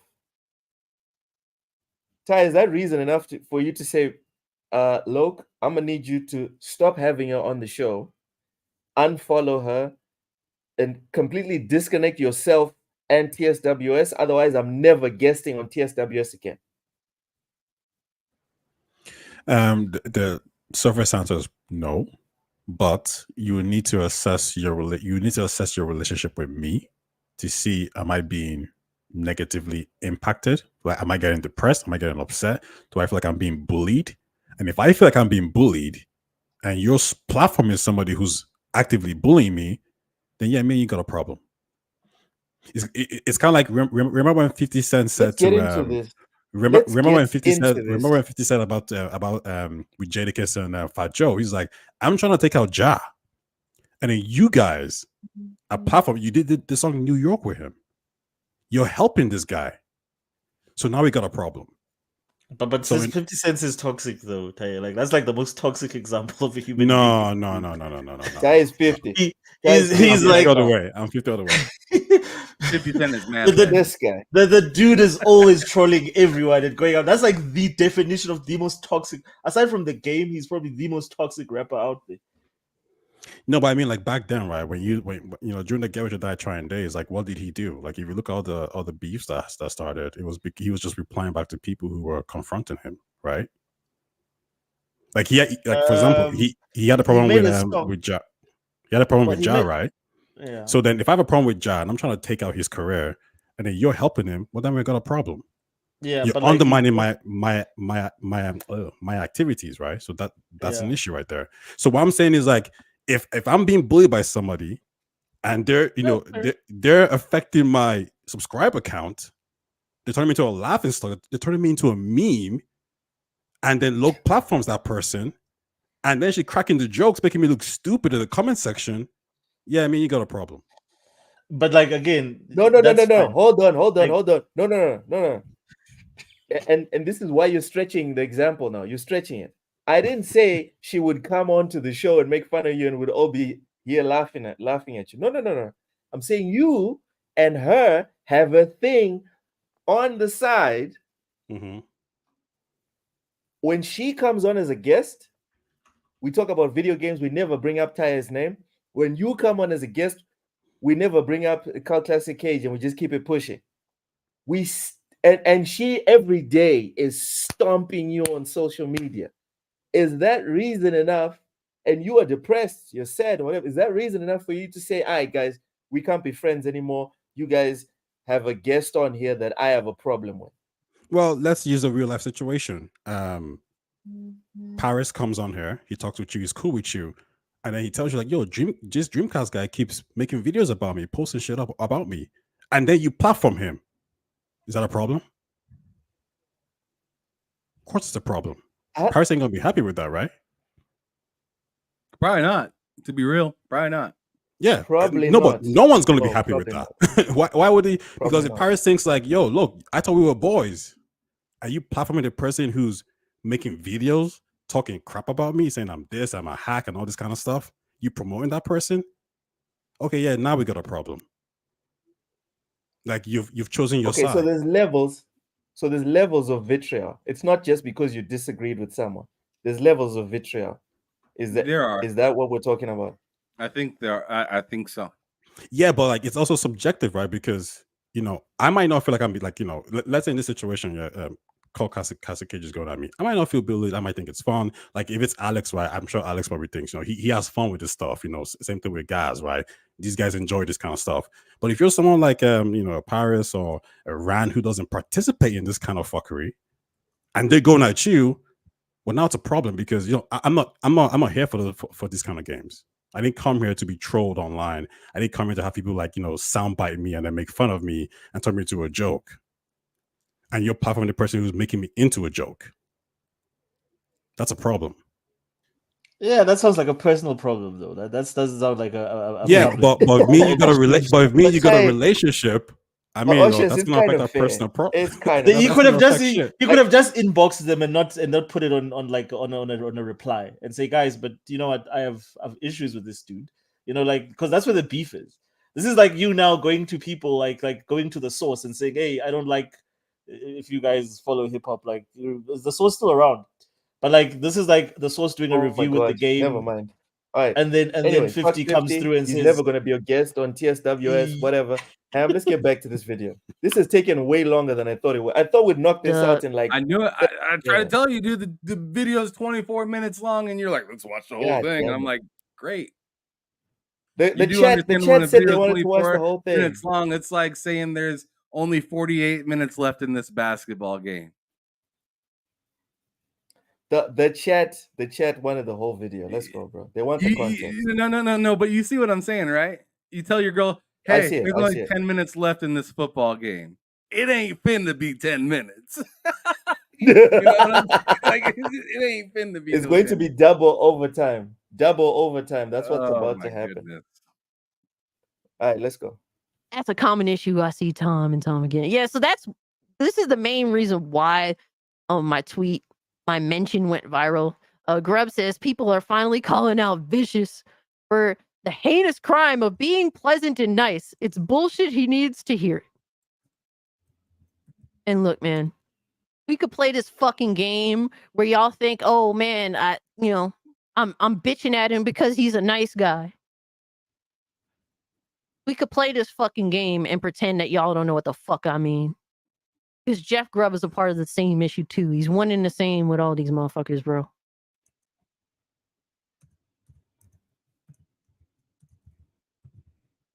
We have people, influencers in the space that will defend outright bullshit. Paris can't even call Concord a piece of crap. I found that we interesting. have to, we want to that see true? really bad games. Paris not Come on, calling bro. out. Yes, yes, and like I like Paris. I think Paris is a cool person, right? He's a friend of the channel. Right. I don't have any problem with Paris at all, but like I never hear him have a bad game take. Like this is a bad game, and here's why. You never get that. And I feel like I'm not even saying this in any sort of disrespect, but I think it would do his channel better if he was just just real about some of the games that ain't good, because there's no way that you got an Astrobot code but you didn't get a Concord one. And he told everybody that he talked about and he told everybody when he got to play Concord that he played it and whatnot. And I think he did a little review for it and whatnot. But and here's the thing, I may be missing context, right? Because maybe he did do the review and say, hey, this might not be the best, but maybe it's just not popularly shown. Maybe it's my fault, right? At the end of the day. But I've never actually seen any video of him saying, I don't recommend this. This is a bad game. This is subpar. Like what I did with what I did with Star Wars Outlaws yesterday, saying, don't buy this. Play this on like a subscription service or wait 6 months. That was today, actually. Did you say it's today? Well, I posted it yesterday, though. Oh, okay. Right? And I was just like, don't buy this. Like, not saying this is a shit game. Just like, if you want it to function properly, just wait. Or get it on a subscription service to where it's like no strings attached. Right? Like, it'd be kind of cool to see more content like that from him and have that actually posted and see that on his Twitter feed and stuff like that. But instead, I see only what's awesome, and that could come off as a little over too positive for some people. I could see how that could come like that. Like I said, no disrespect to anybody into this except maybe Dreamcast guy, because he sucks. But but yes, he does. It would be nice just to see a little bit more all around instead of just. So you see, I think the Garden of Happy game. The issue here is the. And that's why I'm with Cassie on this one. And it is because at the end of the day, kind of, right? But yeah, but what happens is right now Cassie's not talking about the consumer that doesn't have time to consume a lot of not just video games, but also the content creators around video games. Cassie's talking about what the hardcore gamers think of Dreamcast guy and Paris Lily. And I kind of agree with it for the exact same reason Ham's talking about. Dreamcast guy just sucks outright, right? And if you're a super fan of PlayStation and you hate Xbox for some reason, which I don't understand that, but that's why he gets numbers. Fair enough. I don't even like people calling him a grifter. He has a market, and he plays to that market. I don't like people calling Dreamcast guy a grifter. There's people that like hearing trashing of Xbox, they go to his channel. People that like hearing trashing of PlayStation fans, go watch Oh No It's Alex. It just is what it is. All right, play to your market, people. Learn from these YouTubers. Don't learn from Disney and all these other companies that have a market, grifter, though. And then wake up. They wake up and they're like, you know what? I have this market. I have these people that love what I do. Fuck them. Let's go and please new people. Don't do that. Do what Dreamcast guy and Oh No It's Alex do. All right? You have your market, play to the market. In this going back to in this way, Taye, he's using it as shit poster.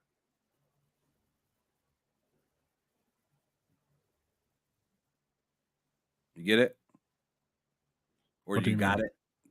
Well, you just asked him what a grifter is. And I'm just saying, in this way, he's using it as a person that just kind of shit posts.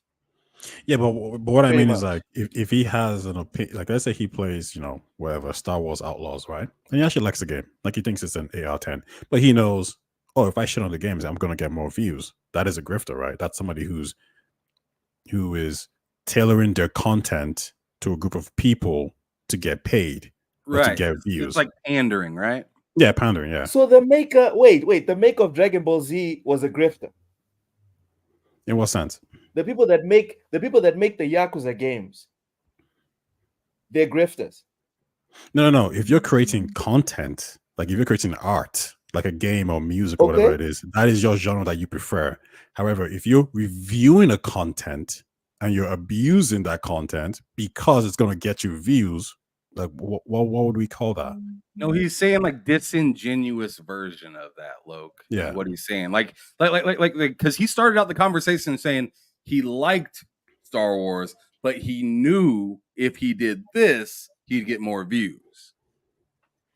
That's a grifter. It's like watching Andor. Yeah, exactly. It's a great. Like, isn't that what he's doing then? So Isn't that what he told? untruthful. Isn't that what he told So- Paris that he's only doing this to make money? Yeah, Right. he's untruthful. Yeah, so he's a grifter. So he comes Just like off, the other hold on. guys. Let me finish, Ushers. He comes off as untruthful to the people that are consuming his content, correct? And that makes him a grifter, yes? Yes. What Count Classic Cage is saying and what Ham just said, tacitly, right? He didn't exactly co-sign exactly everything that she said because she's a bit extra, which I also agree with. There is a vibe of like, yo, this guy's probably not genuine. Because the same way you look at Dreamcast guy, right? And all of it is just Xbox sucks, Xbox sucks, Xbox sucks, Xbox sucks. You're like, bro, something's wrong here. Even when Xbox comes out with bangers like Starfield, Xbox sucks, Xbox sucks, Xbox sucks. My only complaint for Starfield is the loading screens, right? And then with that face, Oshers. And then everyone's like, yo, this guy's a grifter. What Cult Classic Cage is saying, and what I tacitly co-sign is, on the other side, is like 99%. This is awesome. This is awesome. This is awesome. This is awesome. This is awesome. This is awesome. Bro, it does give off the vibe of something's wrong here. Remember we Happy Few? Remember that? Remember We Happy Few? There's But wait, hold something on. to it. Dude. Is there any game that Paris has reviewed that is I don't know. that I is don't okay? know. Well, I'm not- then I guess we can't, because we're making assumptions then. Because if there's no game that Right. we can say, yo, Redfall, you gave it a 10 out of 10. Then what can we say? Now, if he chooses to not review specific games or he's not reviewing certain games, then we can't make these assumptions. With Concord, like most people agree, it's not a bad game. It's just a game that's not meant for this market. No, At this most people moment. agree it's a bad game. It's a 62%. Like on and Okay. I think like the recommendation is even lower. I've spoken to so I've seen the critiques of Concord now. So like the bones are good enough, like it's there, but just the game is just there's nothing innovative about the game. It's just there. So there's other games that are free to play that you could play that's better. So maybe that's also factoring into the reviews. My question would be: did Paris say no, it's a dope game, or did he just say, hey, listen, let's remember that people made this game? Like, yeah, what's wrong with that? People make a lot You of know things. what? Yeah, but I'm saying You like, know what's what? wrong with Em? his statement? Because the key thing here That is brings up a good point. No, That like brings up a nothing. good point because you know what? You are allowed to say this is my YouTube channel, and I'm only going to talk about stuff I enjoy. If I don't enjoy something, even if I got a code for it, I'd rather not engage and talk about it. But what I'm saying is that they have I think you're engaged. allowed to do that. But they Oh, have right. engaged though. You can do Like, whatever I mean, you want. It's your shit. Who has engaged? I don't understand. No, I mean like what you're saying is that like he didn't like so Taya is saying that is there a game? And I gave him an example, and that was Cyberpunk. He reviewed the game, but there were things that they were not comfortable talking But about. I can't in the even game. agree with you there because I played Cyberpunk 9 out of 10 game. I played it on Stadia, Like when the PC version. well, I mean Stadia was probably the best version that was Yeah, out but at if the you time. but there were two versions that were good, right? If you had And a also, PC or you Ty- played on Stadia. But Taya, you didn't Ty, get at the review beginning of code. the game. That's another thing. Hold on. No. But Hold on. I'm saying, Cautious. Hold on, guys. Pause. Ham said something important at the beginning of the game. Sorry, at the beginning of the podcast. He was like, I heard people trashing Ham. Call me out if I'm misquoting you. He said, I heard people trashing Star Wars, but I was having a blast with it. So I told those people to go buzz off. Suddenly, I'm finding this and this and this and this. And I was like, yo, I don't recommend this game anymore. But that only happened to him. And you know what happened to him? You had people on TikTok, people on YouTube, people on Twitter shitting on him, saying, no, it was just you. It's not true. Ham recorded it on his phone, and people still said it's just you, which is an important point that I always try to bring up as much as possible on TSWS. Let's try and bring down the amount of times that we bring up, oh, the community says this, community says that. What do you think? Because it's they said, we said. So what are we saying? So Ty, I just want to bring this little moment of reflection that you can have a good experience, but 100,000 people had a terrible experience. And I agree with It's that. your experience. But what makes us think that Paris didn't have a good experience? Like, you know, like again, it to me it just No goes lies? back to the whole. That's a good question. No, it's fine. Good You could have a great experience playing a substandard product. A lot of people do. A lot of people play bad games. Oh and my God, they Osher. like them. There's a lot of people, and then depending upon the community and what they're into. Okay, wait, Usher, so- wait, quick question. Minus the bugs in Cyberpunk, what score would you have given it? Like, let's say you're playing the PC build, it's not buggy. What score would you have given it? I believe it scored over 80% on Metacritic. No. Your score. My score. Like, wait, like I never played it on PC. But I can give you a review of the version I played on Series S when it came out. Yeah. Okay. So here's my problem just there. You didn't play it on PC, but you're judging these reviewers for playing on PC, telling them it's broken. I don't understand that. If you play it on the Series S. Okay.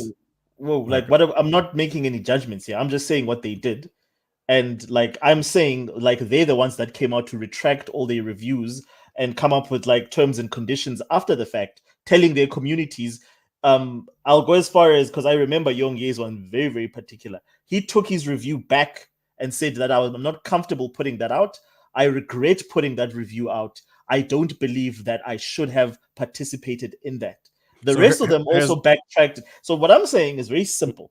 Is that if you respect your community, you'll be as transparent as you possibly can, even if it means that sometimes it's going to mean that you don't get the bag for the next big game that they're releasing, or that you're a big fanboy of that specific thing. I'm not talking about previews. I'm talking about if they say, we're not going to give you code unless you agree to these terms and conditions. These guys all signed and they agreed to review a game on PC. That was only dropping. Are we talking content creators, or are we talking everyone? Like IGN? Okay, IGN as well. Did they retract their? No, IGN didn't. Of course, IGN. So IGN, the GameSpot did. No, they didn't. The Games Radar did. No, like a lot of them after, like, yeah, so, and again, so basically, so the journalists reviewed it properly, and they set the disclosures. The problem is the YouTubers. I'm not talking about the journalists. Yes, okay, the YouTubers. But we're not talking about we're talking about the Dreamcast guys and the Paris Lilies. We're not talking about like the IGNs here. I'm talking about him calling the other guy out and immediately, making what's the word?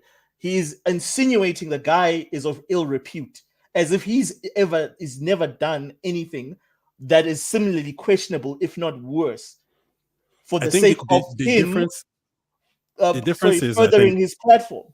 No, but see, I think the difference is, Paris will get a review code, and he will probably review it honestly, right? Or probably won't review it at all. Whereas it seems like if Dreamcast gets, like, for example, Paris got given PlayStation review codes, he didn't bash it. He's an Xbox guy, right? He doesn't give PlayStation bad reviews, so he reviews games fairly. Whereas Dreamcast guy, from what I understand, I don't think so. Well, okay, fair enough. But then my next question would be, I think he reviews with the company in mind. He reviews games with the company in mind. I don't want to offend Microsoft. No, that's fair. But then my next question would be then, what game has he reviewed? But that's what you said, Luke.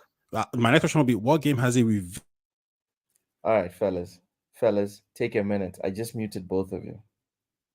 We're not here to make assumptions about what Paris's intentions are. We're not here to do that. Let's carry on with the video, please. Okay. Achieve success, and we're not going to dump on them because it's better than remakes. Let's just like everything. And here's what's even more disgusting, generally speaking. And this is like, it's not to get on Paris's case.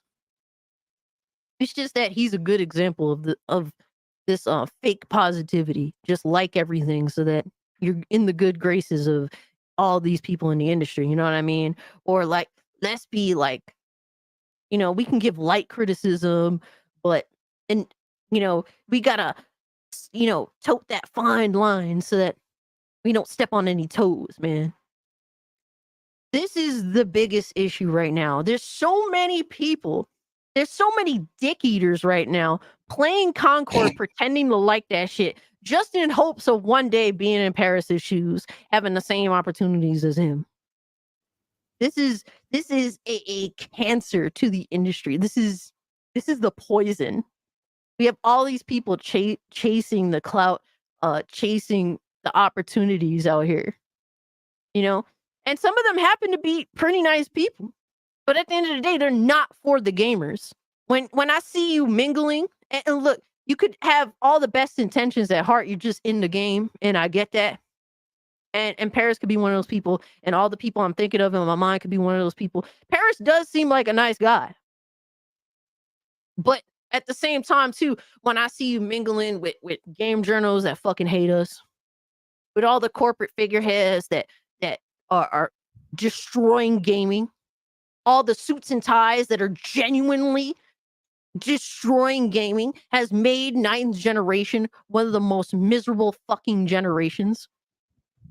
When I see you doing all this, I can't help but feel like you are not for gamers. You're just not. And maybe you're trying your hardest to do both. Maybe that's the case, but you can't. In the eyes of us, of the average gamer, we're gonna look at you some type of way. And there's some gamers out here, man, just let them get the bag. And I get that too. That's why most of the time I don't really say anything. But guess what? In my mind, I see all these motherfuckers for what they are, bro. And what I'm saying is, bro, you can call out Dreamcast guy for being an asshole, because he is. He tries to pretend he's nice, but he is really an asshole. And like I said, with Paris, with the whole beef between him and Dreamcast guy, I was with him.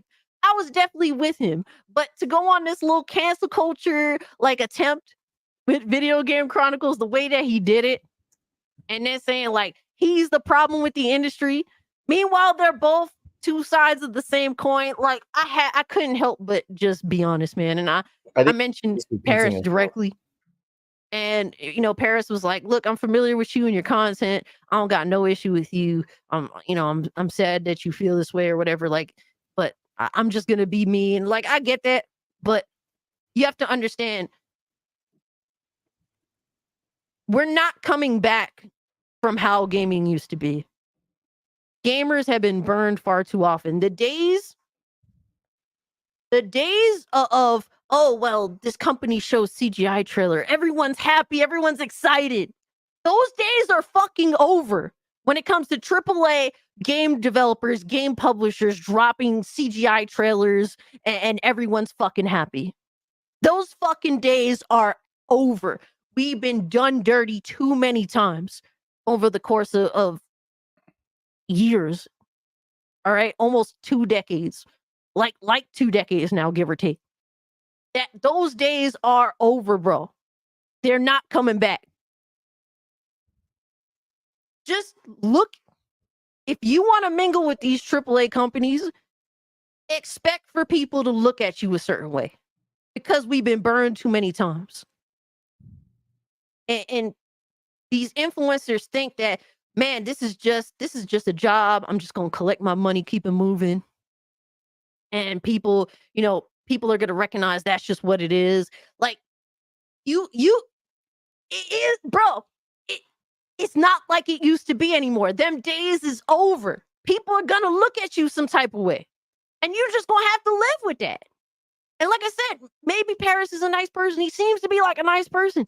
I don't have anything against him personally, but he's mingling with the people that are destroying my hobby. Just when it comes to AAA companies, they are trash. Everyone deems them as garbage. Go, if you need an example, go look at the latest AAA trailer release, whatever have you. Look at the comments. Look at comments for a Star Wars Outlaws trailer. When it was announced, any trailer, look at all the negative comments. And that's not me just sitting here being negative about everything. No, like I'm negative about AAA because AAA games are trash now on average. Go look at the latest AAA release, the trailers on YouTube, the comment section. All that shit is. What did Kind of Funny give Star Wars Outlaws? 4 out of 10. I don't get this point. They gave it a 4 out of 10. It's Kind of Funny, Paris. Okay. So, I mean, did he review it? No. So he didn't give it a score. Like if he gave it a 9 or an 8, I mean, if he gave it a 9 or an 8, fair enough. Talking about Paris. She's not talking about Kind of Funny. I didn't see his review. I saw the other two guys, and they both gave it like a 5 and a 4. You know, there's effects. All right, let's keep it pushing. I mean, boys. but wouldn't Paris be like? Isn't Kind of Funny still part of the whole group? It's just like that's been mentioned here. You know, corporate companies. Dude, so okay, one point. It's like okay, one IGN game, and then talking about Destin. It's like two totally different things. Okay. And also, one's picking the one company's game, opinion, and one's a single person's opinion. and also picking one game does not make the whole thing. Or one looks like a company's opinion. Let me put it that way. Pretty much. Because Let's just because finish you this voted for video. IGN doesn't mean everybody at IGN feels that way, right? We learned that Thank you. recently with Starfield. Oh, Hamothy with them bars. But anyways, let's continue. Go ahead. Is negative. Let's finish this. And here's how it's like. Here's how you know for a fact that it's not just people being negative. Go, just like you went and looked at the AAA comments on a YouTube video, go look at the comments for a indie game trailer drop. Go look at the comments for that. They're generally positive. So it's not us just being negative for the sake of being negative. It's just that we know these companies, these AAA mega corporations are full of shit and we're sick of them already. And if you want to mingle with them, hey, you do you, bro. Collect your money, make, handshake to people you gotta handshake. I get it. But people are gonna look at you some type of way. That's what it is, man. AAA does suck. People's hopes are in double A, indie games. Like, it's not people being negative just for the sake of being negative. It's just that people have been burnt far too often. And at some point, you're going to have to pick a side. It is what it is, man. There's a line being drawn. And for me, at the end of the day, I'm with y'all. I'm with the gamers. And given I make fun of, I make fun of corporate shills. I make fun of these fanboys. Because they are part of the bigger issue. And I do call them out. I'm just sick of it, man. And I know for a fact I'm not being a negative Nancy. I'm giving away freaking codes to Squirrel with a gun. Because I'm genuinely excited for that. You know what I mean? Like it's just that we're negative towards AAA bullshit because it looks like trash. We've been lied to countless times. Suits and ties been burning us for decades. Indie games is where it's at, man. Because they gotta earn our trust. They can't just depend on millions of dollars being dumped into marketing. They can't depend on that shit when it comes to indie. But that's how I feel.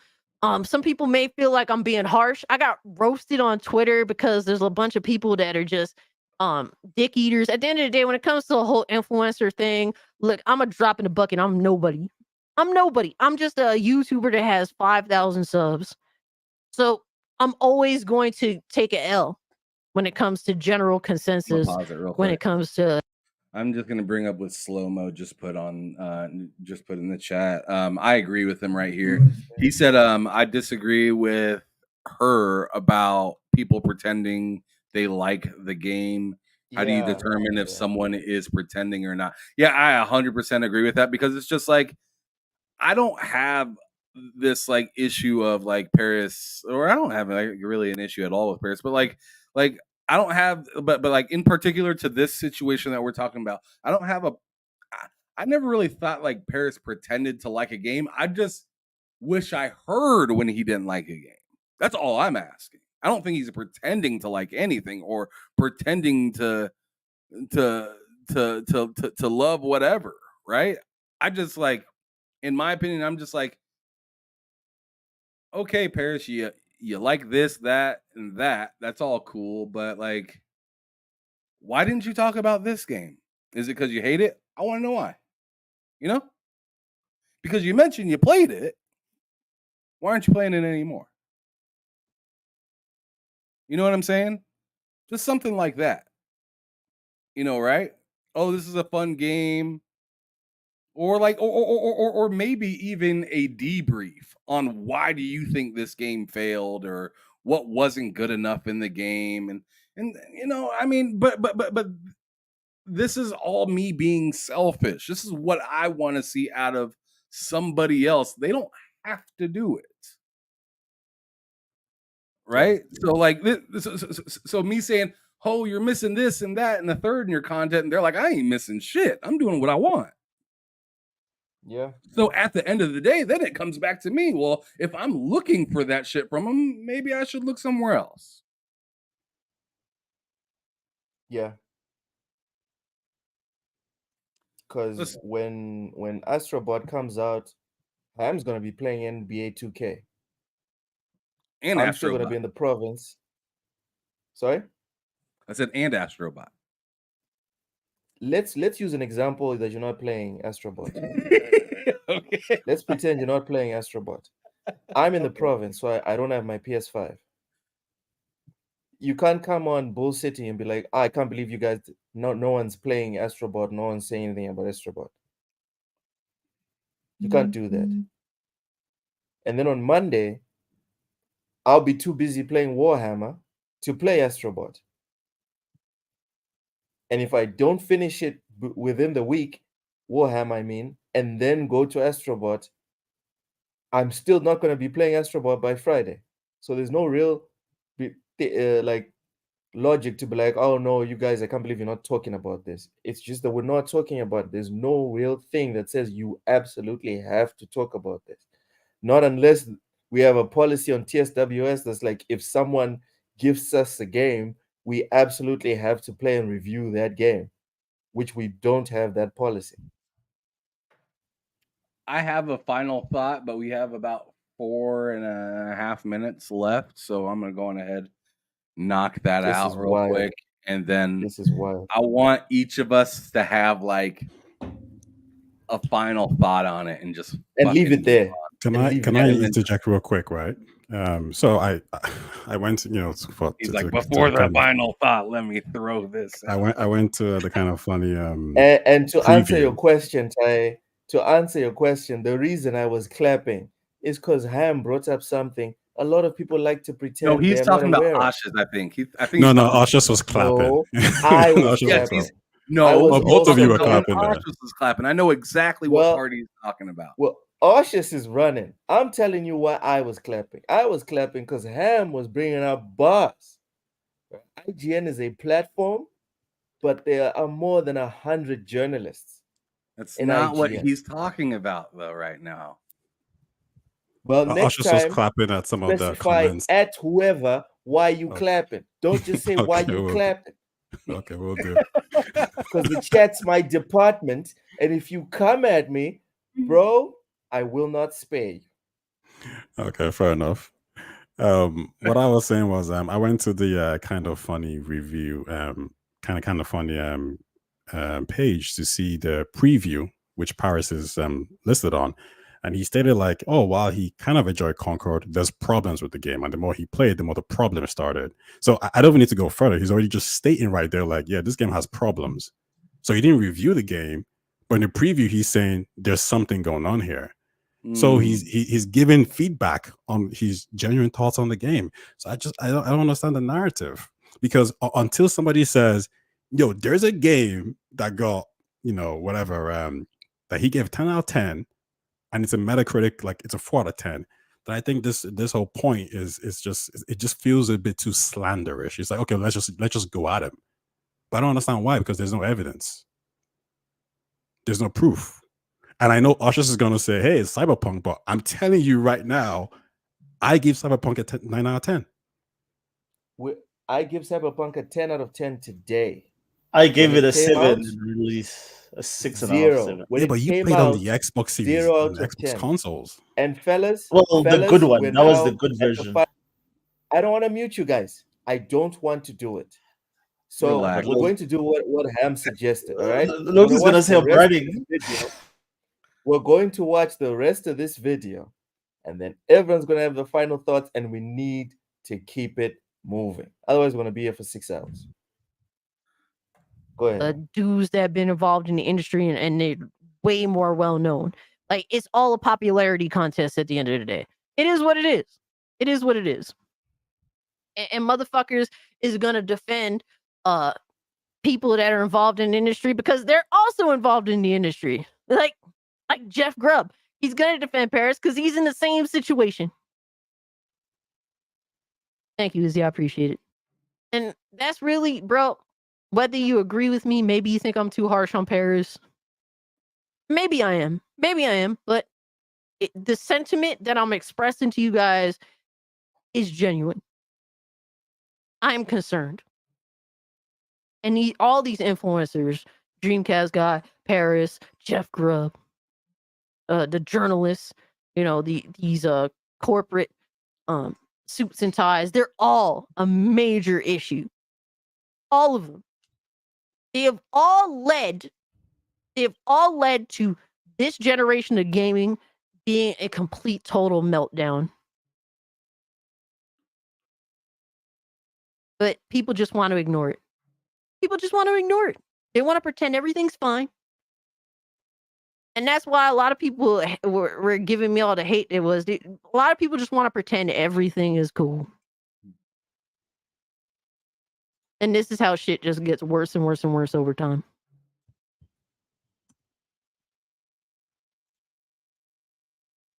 And Paris has been an Xbox influencer for a long time. For a long time, I knew of him well before I started doing YouTube. I knew about him for years before I started doing YouTube. And he was an Xbox dude.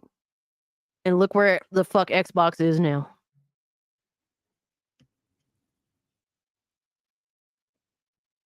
And that's what it is, man.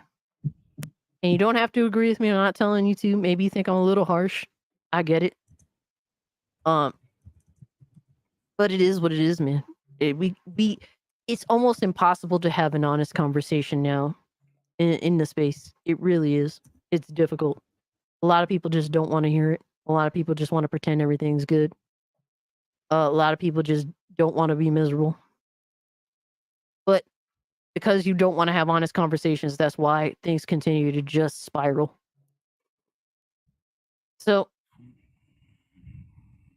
if y'all big influencers want to call out the other influencers, y'all want to fuck up their cushion.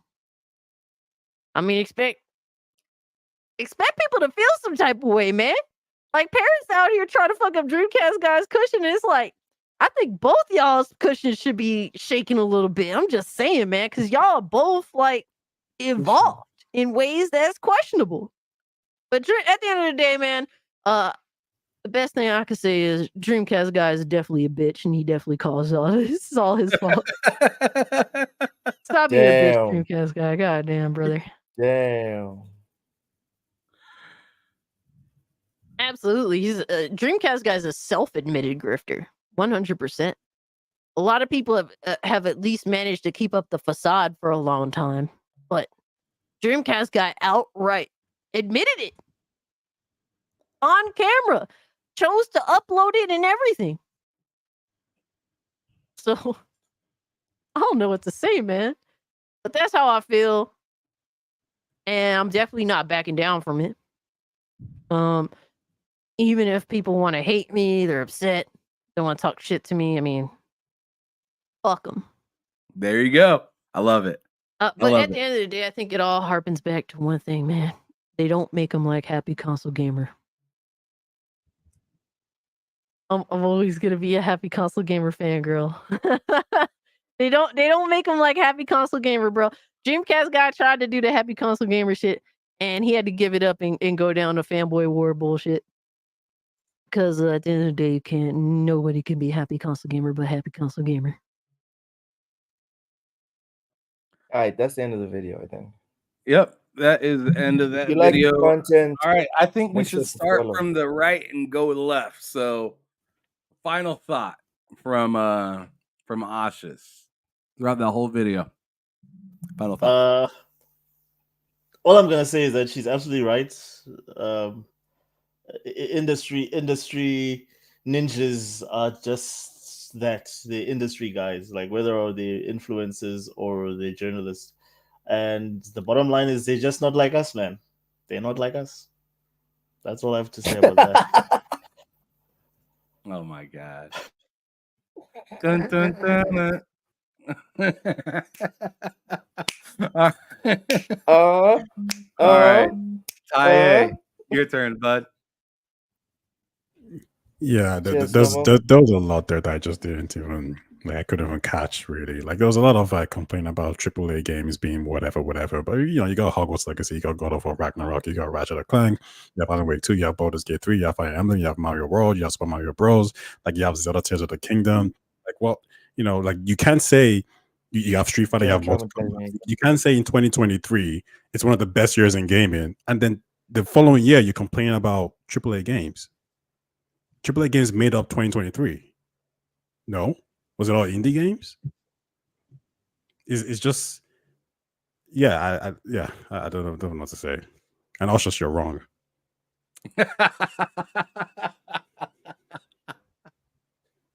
Dun dun dun.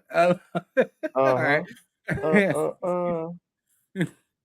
All right. So my whole final thought is, I see why she did what she did. Like, do I agree with her 100%? No. Do I think she was a little hard on Paris? Maybe a little. But like I could see where her sentiment lies, because before I ever talked to Paris, I wondered those exact same things. Right? And I have friends that still feel that exact same way that she just got done describing, right? Like, hey, how about you? What the fuck? Right? But like, I think it's easy to tell that one person handles themselves as if they are, understanding of the room, and one person doesn't handle themselves like they understand how to read the room. And that's where Paris wins, like it or not. Whether you agree with what he does or how he does it, he conducts himself in the way that people enjoy. More so, corporations enjoy. Bam, that too, because that's the big benefactor in this whole part, right? Now, as for is he wrong for what he did, I don't know. If Alok walked up and slapped me in the face, am I crazy for closed fist punching him? No. And then if you know what I'm saying, if my wife goes to the store and some random customer punches her in the face, maybe she is a little crazy, but like, I don't know. If she pops the trunk and lets them know what's really going on, whose fault is it? You know what I'm saying? I mean, that's kind of It's what I'm his going. fault. Like, you started something. You came into his space, told him a bunch of nonsense, and then backtracked on it when y'all got in person. And then when he said, okay, leave me out of your stuff, you continue to do it. Don't now say, oh, you should feel bad for me because look what he did to my career. Dude, he told you to stop bothering him. You burglarize somebody and say, okay, I'll leave everything here. Don't call the police. You broke into my house. I'm gonna call the fucking police. Fuck you. I'll do what I want to do. I'll call the You morgue when I'm done fucker. with you. I'll call the morgue when I'm done with you. Right. So it's just like you started some bullshit. I chose my action after you did something. Whether an innocent bystander as myself, Loke, Ashes, Tae, we can all have our thoughts. We can all review the situation, but it doesn't matter. That's how he wanted to take care of it. And he's fully able to do that. He didn't go out of his Dreamcast. It'd be different if Dreamcast guy never said anything to him ever. He went on to Was be just killing. and then said, don't have that guy on there. Then it would have been like, okay, Paris, what the fuck? What's your But problem? no. Dreamcast guy went out of his way to stir up some controversy and say, hey, look at this guy. This guy is a bullshit. This guy's fake, blah, blah, blah, blah, blah, blah, blah. I didn't personally like it. I didn't personally like it that Paris went back at him because it's just like, all right, dude, the more that you go back and forth, the more clout he's going to get, right? I don't like that. But whether I like it or not, he took care of it the way that he wanted to. And I got to move out the way at the end of the day. I can't, there's no stop sign I can tell him to stop at. That's kind of how I feel about this whole thing. It's just like, fuck around and find out. And he did. Pretty much. I'll be way briefer than you guys. You guys know that GIF where Falcon is on the plane and he's like, he's out of line, but he's right. That's all I have to say about Carl Classic Cage's video. Yeah, it was very extra. It was very extra, as she always does. But if you look at the core of what she's saying, she's out of line, but she's right. She could have worded this a lot better, but she ain't lying. That's all I have to say. All right, goddamn. This was supposed to be a very short segment of this week's show. I don't know why damn. you thought that. That was like, maybe you'll rethink. If I have a video that's 2 minutes, it's probably going to take a half hour. If I have a video that's 20 minutes, it's probably going to take about an hour and a half. I thought we just agree on the fact that the thing that me and you agreed on, Ham. I guess I didn't factor in Ty and Oshus going at it, because essentially me and you agree on this one. Like, I'm not trying to call you guys out, all right? Oshus and Ty, thank you so much for coming through. We always appreciate you guys' input. It's very important to get diverse takes.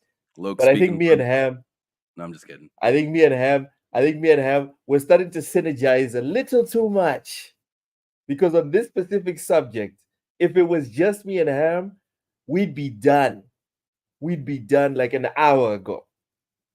I'm just being real on this one. I have to correct Oshus. That's just the problem, you know. Oh It's my Ty's God. fault. So this It's is always Oshus' Ty's fault. All right. All right. See. Anyways, let's keep it pushing. The little brothers so are I want fighting to downstairs. I want to bitch about my dear. I want to bitch about my dear Manchester United. None of you guys watch football. It's fine. Dude, nobody This watches is- soccer. I just want to be upset for the next 30 seconds. We played against Liverpool on Sunday.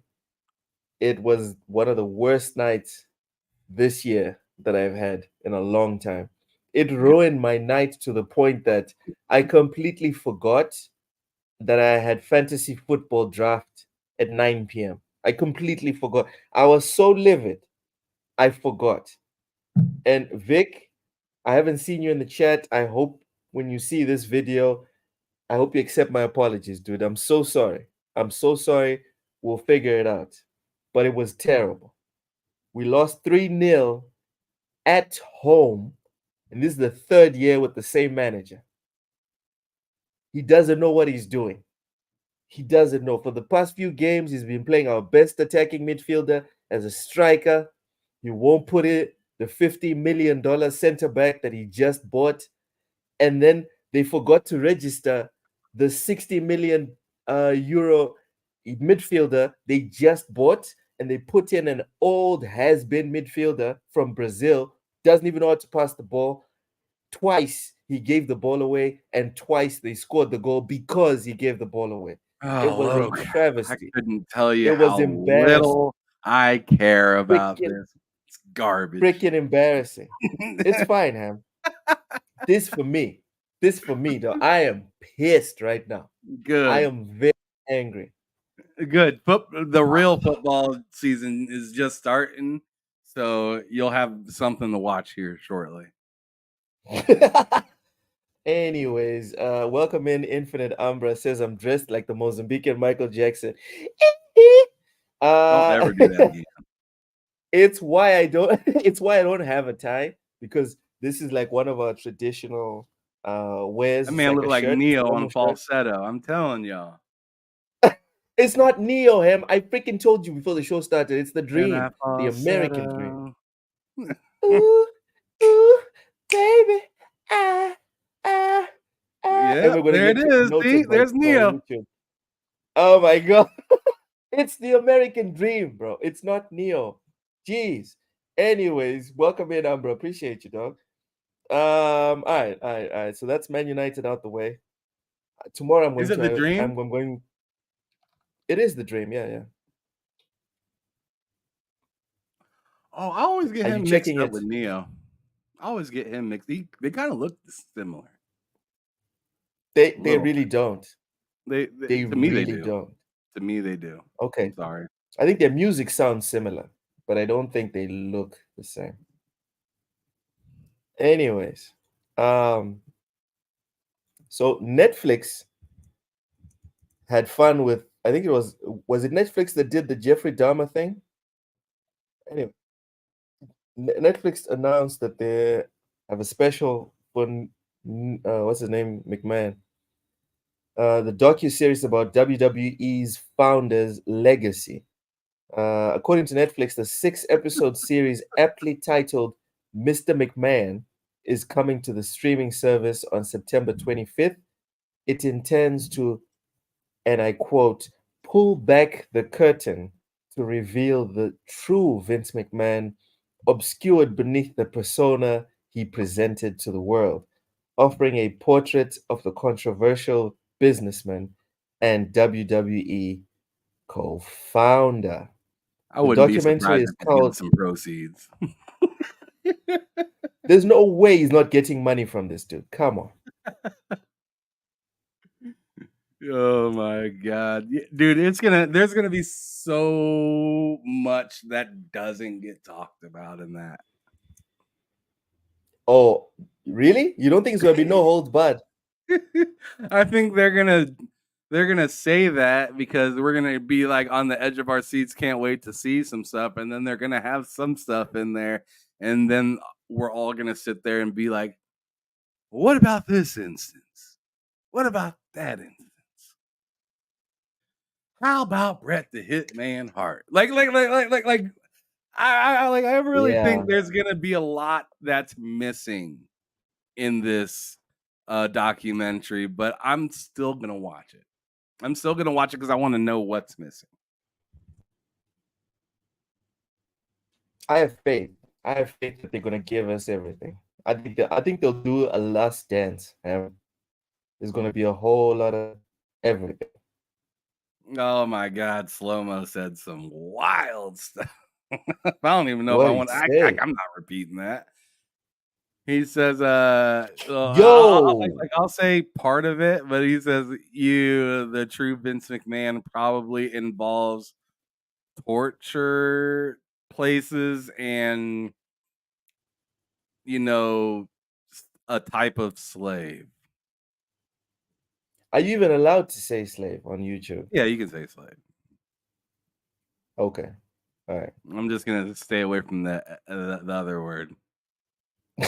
Yeah. So Ham, are you watching this? Oh, absolutely.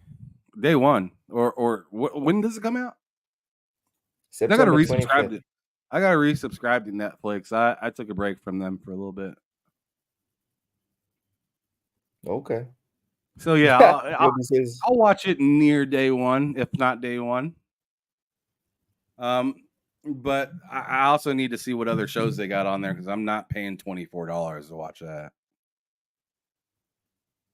it's $24. Per month for Netflix, yeah. Wow. Well, I'm I not mean, that's paying for the $20 high tier version because I like to get the. I like to get the the HDR and 4K version and whatnot. Like if I'm gonna get it, I'm gonna get the best version. All right. Mr. Moneybags. Yobi says the Well, American like dream I is said, I only dusty do it road. for a couple months and then I get rid of it. So like I might as well get Then the you best out. experience and then I'm out. All right. Tai, are you watching the Vince McMahon documentary? And how do you feel about the man himself? I'll probably give it a watch, to be honest. I'm probably more impressed with Netflix just being very fast in nailing this down because it's gonna get traction just by the nature of what's going on with the WWE. So yeah, I'll give it a shot.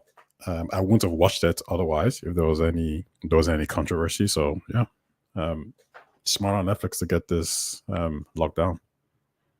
I'm honestly surprised it's not on Peacock. Because they got a bunch of WWE stuff on there. It's weird. But I guess this is kind of like separate. So whatever. Ooh, Yobi with the sauce says Vince's father is the one who birthed the WWE. I guess now we're going to find out what the new narrative is. Yobi. We're going to learn what the new story is. They're going to lie to us. Oshus, are you interested in watching this documentary? So I've watched a lot of these already on YouTube. Like I'm a wrestling mark, so I follow all the big wrestling channel like WrestleMania and all those. So I've already seen a lot of the story being told already, and I just feel that this is going to be the pop version. This is going to be the for everyone version. So I'll probably just Exactly. That's kind of what I was kind of going at. I mean, that's why I said I'm watching it to see what they miss. Yeah. Kind of, Yeah. I want to see how they produce it because like the big difference is like the online guys are like they're just YouTubers, so there's no real production behind it. So I want to see what Netflix does with an actual documentary on the life of Vince McMahon. But it's not going to be anything new for me. I already know everything I need to know about Vince. Damn. Netflix might be rubbing their fingers like rubbing their hands like baby, like we got something delicious today. Maybe I hope so. I hope so. That'd be great. Let's go. Anyways, what's up? I'm interested, but I'm not losing my mind over. I'll watch it when I watch it. I just wanted to ask everyone. Right there. There's the real Mozambique Loke right there on the screen, and then as you can, he has way better lighting than me. And that is way better lighting. And then as you see, Texas Loke up there on the top left, looking good, representing H-Town to the fullest. Look at him; he had to tip his hat to it. He had to tip. Howdy, sir. Oh man. Anyway, Yobi, maybe you can help me out. Yobi, maybe you can help me out on this one. I've been looking for a specific documentary on The Rock called The most electrifying man in sport and entertainment. I remember I bought it when I was still in university in South Africa. I bought it at what was it? Look and Listen. Remember Look and Listen? Oshas. I bought like the Yeah. hard copy. It was like four CDs. And Yeah. I've looked online. There's no platform Um, that has that documentary from have you been what I on? searched. Have you been on the WWE? I don't know what they call it now, but it used to be called the WWE shop. And then they sell everything, like the entire back library of like all the every single DVD that someone has released as a special. Guys like your Shawn Yeah. Michaels, Scott Hall, they all of them are there. If it was made by the WWE, it should definitely be on. It I think it's by just the www.com. Yeah, just go to the shopping. It was still section. WWF at the time. No, they have it. They will, because they have all the WCW stuff that I liked, that I went and I found they on their website. But you're just gonna have to buy it from them directly if you can't find it on Amazon. Can I get the stream version? Because I don't want to buy the physical disc and then wait forever for it. I'm sure they can give you a digital. I mean, they don't, yeah, I mean, everything is streamed. Most all that stuff is available on stream. All right, I just opened the site. I'll check for it. Yeah, but yeah, I feel incomplete really. I love that documentary, The Most Electrifying Man in Sports and Entertainment. It's an amazing one. It's an Amazon. I'll link you to it. All right, thanks, Yogi. Appreciate you. It's gonna be like can't play in his region. I might just get the physical, whatever. Ham, stop it. I just know that shit Anyways. happens to me on Amazon all the time. I tried to watch some on Amazon the other day, and it's like not showing in your region. And I was like, "Fuck you! That means you have it, and you can't. You just don't want to show it to me." You bitch. Damn. I hope mad. they don't do that to me. I hope they don't do that to me. Because I do have Amazon, but I hope they don't do that to me. All right, moving on, fellas. There's this tiny little game called Inzoi. It's a competitor to The Sims, planned for PS5 and Xbox Series X and S Weird alongside ass PC. name. Man, this thing is it's extra. So let's go through the article. The Sims competitor from PUBG developer Krafton is expected to release on PS5 and Series S and X eventually.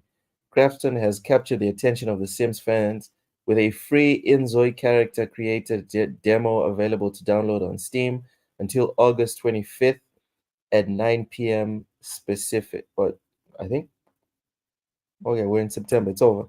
Fans will be relieved to hear a console release is likely, as a frequently asked questions segment of Inzoi's Discord, operated by Krafton itself, states the game is currently on PC and is later expected to be on consoles like PS5 and Xbox.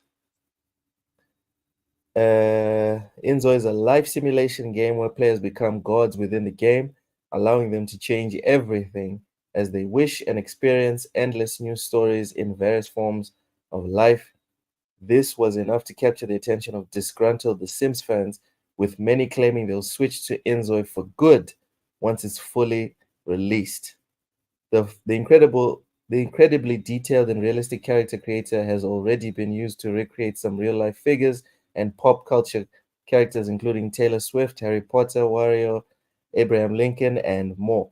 Fellas, the amount of people using this Inzoi thing is wild. My question to you is, will this beat I The Sims? seen this a while ago. I thought it was a tech demo when they showed it. Wow. Because weren't they talking a shit ton about AI and everything? When they were talking about this game in particular, I could have swore they were talking about a bunch of AI stuff. I didn't hear anything about AI. Oh man, I could have because I remember, just go one picture back. Hold on. Yep. I remember a setting with that and that woman right there. I thought that's what I seen, like some sort of tech demo on. Maybe I'm thinking of something different, possibly, but wow, like I think that's what I was thinking. I don't know. Maybe not. So for me, when I first saw this, I was like, this looks like vaporware. And then Black Myth Wukong, which I was sure was vaporware. And then it came out and it is what they advertised. This might be real. So I'm just assuming you guys are not going to be like super excited to play this. But do you guys think this could beat The Sims in terms of player count? Oh, of course. I feel like The Sims Thank you, kind of Yobi. fell off. Appreciate you, bro. Thank you. I feel Sorry, like The I'm back. Sims kind of stopped with their momentum a while back, right? I mean, Cozy would be the best to kind of talk about this because she loves that game. But I don't remember the last time they've even marketed The Sims like that. Properly.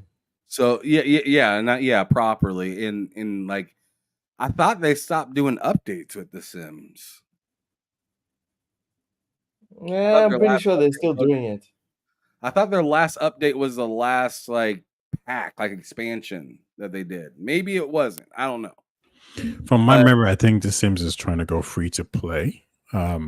So I think if Inzoi, I don't think it's going to knock Sims off its porch, to be honest with you. I think that what's going to be important is actually the gameplay. Does it do anything new, anything interesting? I don't think the realistic graphics is enough because, you know, as we know, games like Fortnite sell really well. Also, I think I said to you guys a while ago that the core audience for Sims is females. So do they care about, you know, realistic graphics that much? Are they really like hardcore gamers that are actually going to even look at this per se? Like, I mean, female gamers? Probably not so much.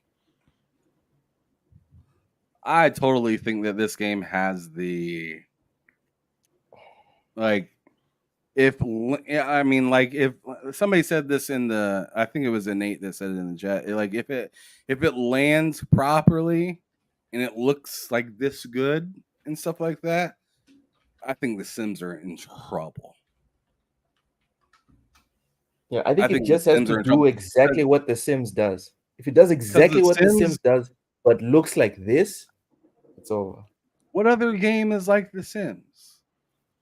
So there's an article and it says despite superficial similarities, Inzoi is not a Sims clone. It combines parts of GTA with certain Sims elements to make a unique package. Now, if that's true, then yeah, you know, that could be its unique selling point. And it does kind of look like that. I was watching the trailer and it seems like you can kind of like run around the city. So it does look like GTA meets Sims. The execution will be important. Now, are people looking for a GTA like Sims game? I don't know. I don't think so. Yeah, you're right there. You're right. If it's GTA plus The Sims, then it probably won't beat The Sims. But if it's just The Sims but looks amazing, I could see it doing crazy numbers. Amazing with a few with more freedom, I'd say. Yeah. I mean, The Sims has a lot of freedom in it. I'm not going to say that it doesn't, but I'm just saying, like, the more you give people the opportunity to do stuff that they can't do somewhere else, the more opportunity you have them to stay. And if they don't piecemeal it, they shouldn't break the game down into, oh, do you want puppies? You have to pay $10 for this bundle. Do you want horses? Here's $20. Pay for this. Oh, you want a specific type of wallpaper? That's another $10. If they don't do that, then they're good to go, in my opinion. Okay. Oh shit! They got Heisenberg right there. Yep. Got Walter White. Pretty much. So for me, like whenever somebody says GTA / The Sims, that just sounds a little bit too ambitious for I don't know how big this dev is, and I've not heard anything from them. I would rather them focus on something, maybe as a starting point, and then that's the main thing that they choose to do very well. Instead of having like a game that tries to do a lot of things but is not really good at anything, but it just looks nice. Because again, I mean, if your game looks pretty, you know, that will draw people in, but it's not going to make people stay. I mean, we've been through these different eras where it was all about like the sexy girls on the covers, and then like the game has like scenes that are for quote for adults and whatever, but it didn't make the game better. And then people got past that, and those games didn't take off. So you have to, behind the shininess, you have to have a good core mechanic in the core game. And is this from Asia? Where is this from? Is this from Korea or Crafton. China? Crafton. PUBG. PUBG. It's the guys that Oh, make PUBG, they just got Tango. I have no idea. Oh, okay, cool. I see. I could read something real quick for you guys. It says, in terms of gameplay, both Inzoi and Sims share the concept of life simulation, where players can, change their destinies. And where Inzoi differs is you take the role of characters overseeing a city. The player influences not only the individual characters, but also the city's overall dynamics. The character creation in Inzoi is extensive. So it seems like with Inzoi, you're more playing a godlike role. So maybe like city kind of builder meets the Sims, where you control different characters. Whereas Sims focuses on individual households, letting players guide Sims through their daily lives, build homes, and form relationships. So it seems like Sims is more personal, and this is more godlike creation. I think that's an interesting distinction. Like I think that's that's gonna have its fans and audience. Like a city skyline kind of thing, though. Maybe City Skylines meets The Sims, except with more of a personal touch. So yeah, if you want to have a personal touch, like taking SimCity and actually mixing it with The Sims. Yeah, like for example, one thing you can do is you can control the weather in Inzoi. You can't do that in The Sims unless you use a cheat. I'm starting to have less and less faith in this game. I'm not feeling it. They're trying to do too much, in my opinion. You're doing too much. No. Yeah, I'm not gonna say I'm not feeling it. I'm just gonna say I need to see this game in action for me to understand it. Because right now, I'm confused. The graphics looks really good though. Like it looks great. Oh yeah. I gotta go here in like 5 minutes. No, we're good. We're good. That was actually the last subject. Oh wow. For Okay. today. We're finishing early today. Sorry? We're finishing early today. Yes, we are, fellas. Yes, some we of are. us have got to go to sleep. I was worried. I was worried when the whole Cult Classic Cage thing kept going and going. I was like, yo, what is going on? What the hell? Anyways, The Sims is more fun because of cheat codes. I don't know anyone who plays The Sims that does not use cheat codes. That's true. We'll ask Cozy about that. I'm curious. Because Cozy seems psychotic enough not to play The Sims with cheats. Yep. She was. I mean, it's just like the things with The Sims is like, which is why I think it just doesn't resonate with a lot of dudes. It's just you're just playing your regular ass life. Like you have to go get a job. You have to fill in a picture. Like, come on, like it's some BS. Like, I mean, you are you're just simulating you. Like, no. This is why I like Persona so much, because obviously you get to go to school, but you're still like the superhero. Like, you're kind of living that Spider-Man kind of life. But yeah, The Sims, it like a few weeks and then you're done. At least for me. Anyway. Like I can see why like you're like it's targeted at more like your female audiences or women, because they like all that micromanagement of like mundane, not to be offensive or anything, but like mundane things that like we wouldn't care about, like because you're not getting a super machine gun or freaking kung fu or whatever, or going to a fantasy world, whatever. We also like the mundane. I mean, we play games like freaking Call of Duty. That's mundane. That's mundane. Yeah. You're war is mundane. War is mundane. Really? It's not. You're not on another planet. You're not doing like crazy stuff that are impossible. So how many of you gentlemen have enlisted here? I'll pass. Not for the Navy it's not SEAL. mundane. not for the Like Navy SEALs. just the army, just the army. I hear what is it? Topaz Girl 170 saying. Yeah, like it's just So I preference. should know that I haven't listed. You play That God. didn't go That's why it's down well. appealing. with me. Not even gonna pretend like I didn't answer that question. All right, Oshas. Have you enlisted? Have you enlisted? Yes, Oshas. Jeez, Yes. bro. It's mandatory in Mozambique. Is At it least a year of service. Yeah. serious? Like, Dude, the least you come on, man. You need to at least know how to reload and maintain an AK-47. What's wrong with you?